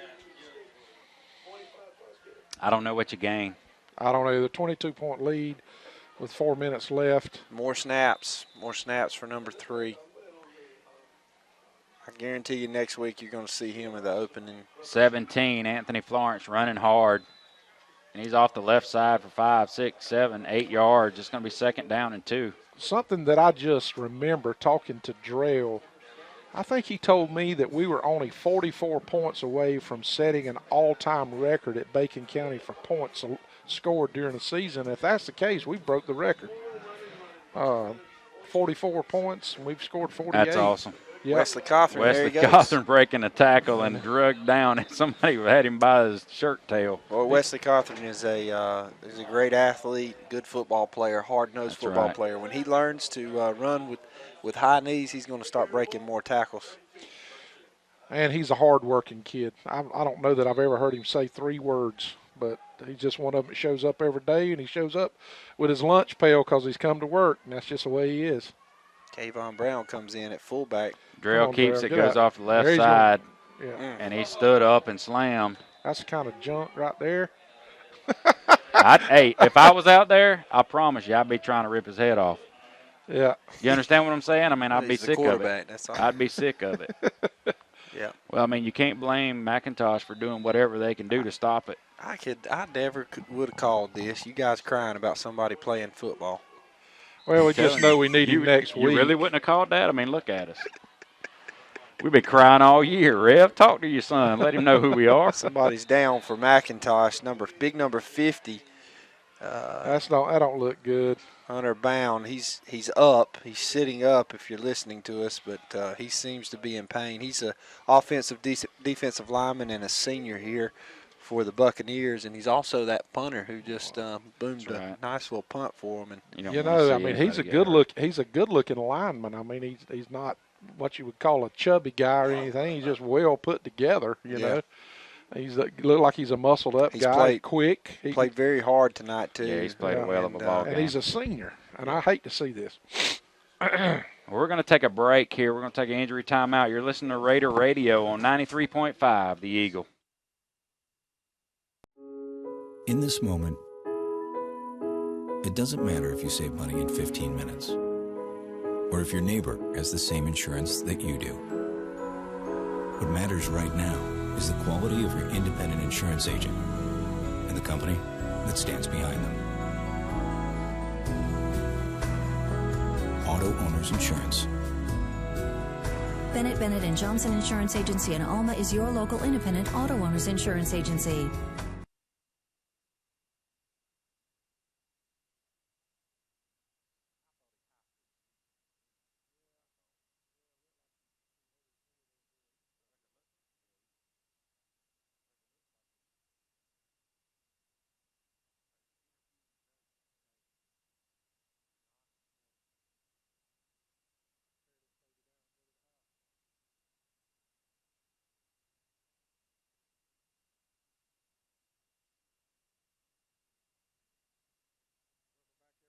Drell Green takes a snap and hands the ball off to Anthony Florence, and he falls forward for about a 3-yard gain. Number 50, Matt called his name, Hunter Bond. After they looked at him, he was able to walk off on his own power, so thank the Lord he's okay. He's as cool as James Bond. Yeah. 2nd down and 7 now for our Raiders.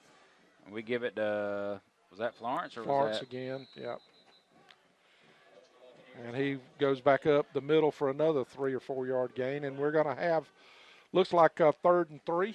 Hey, how about the 12th man tonight coming all the way to Mcintosh and supporting the Red Raiders? Big shout out to Raider Nation. Thank you for coming out and supporting our boys tonight as we traveled. Yep. There goes Drell, and he's going to walk in. No. Oh, he's going to get hit right at the touchdown line. They're going to mark and him. Drove out of bounds. It's going to be 1st and goal.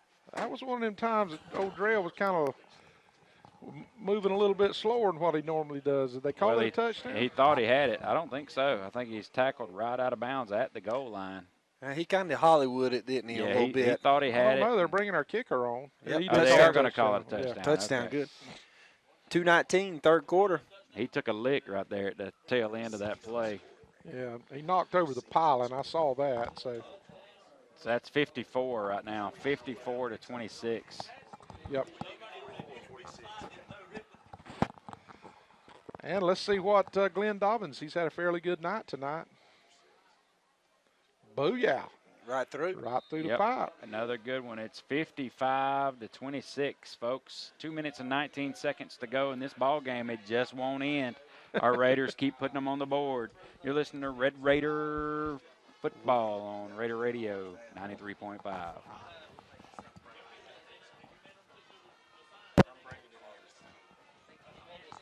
Give seconds. us 30.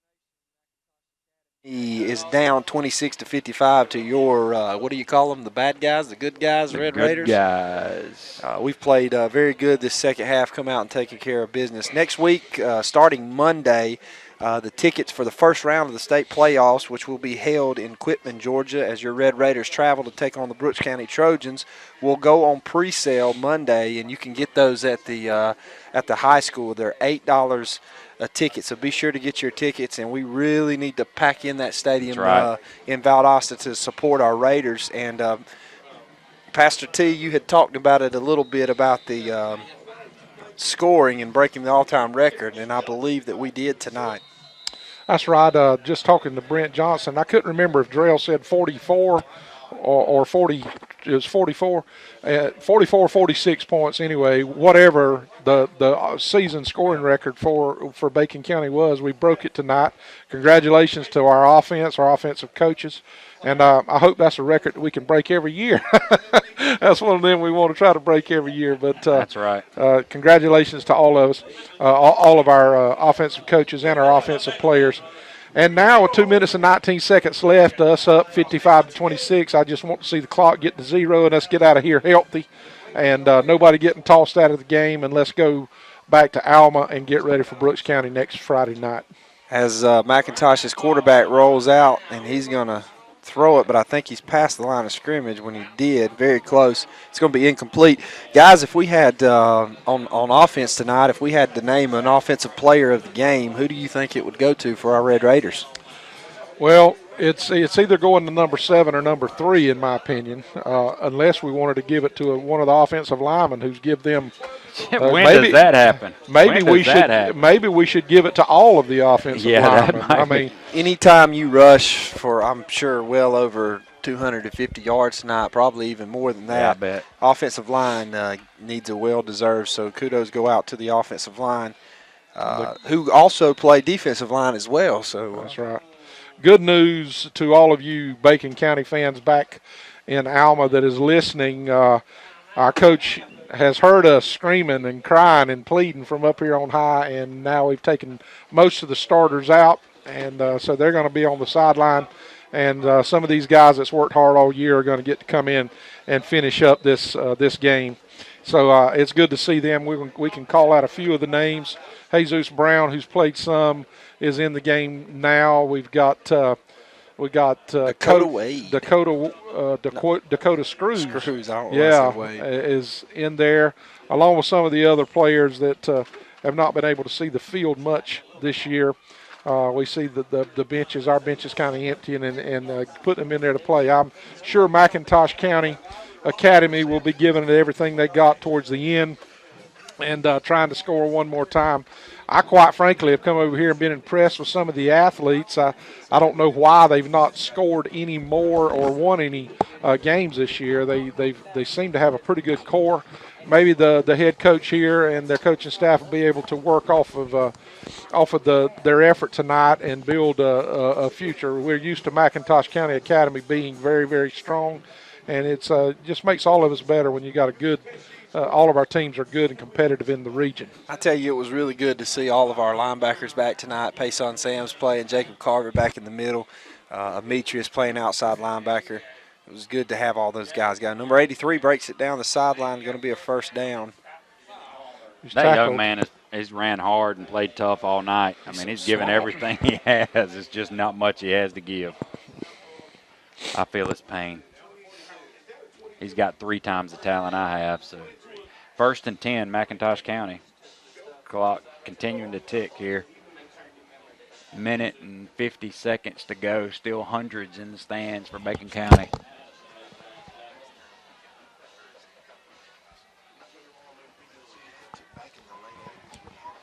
Pass from McIntosh County is going to be intercepted. We step in front of it. It was a high pass. Seemed to never come down, and 26 for Bacon County. I don't even know who that is. Forgive me, Lord. We're getting his name real quick.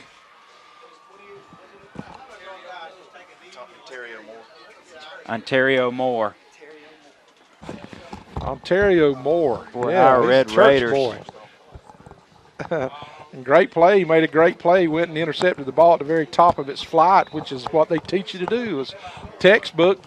Aubrey Carter back in at quarterback. We've got Wesley Cawthorn back deep, about 10 yards behind him, and we're kind of going to be in a safe mode. I think we're just going to kneel it out and make sure that we protect the ball. Nobody gets hurt here at the end. If I had to guess, that's about what we're going to do. Maybe turn around and hand it.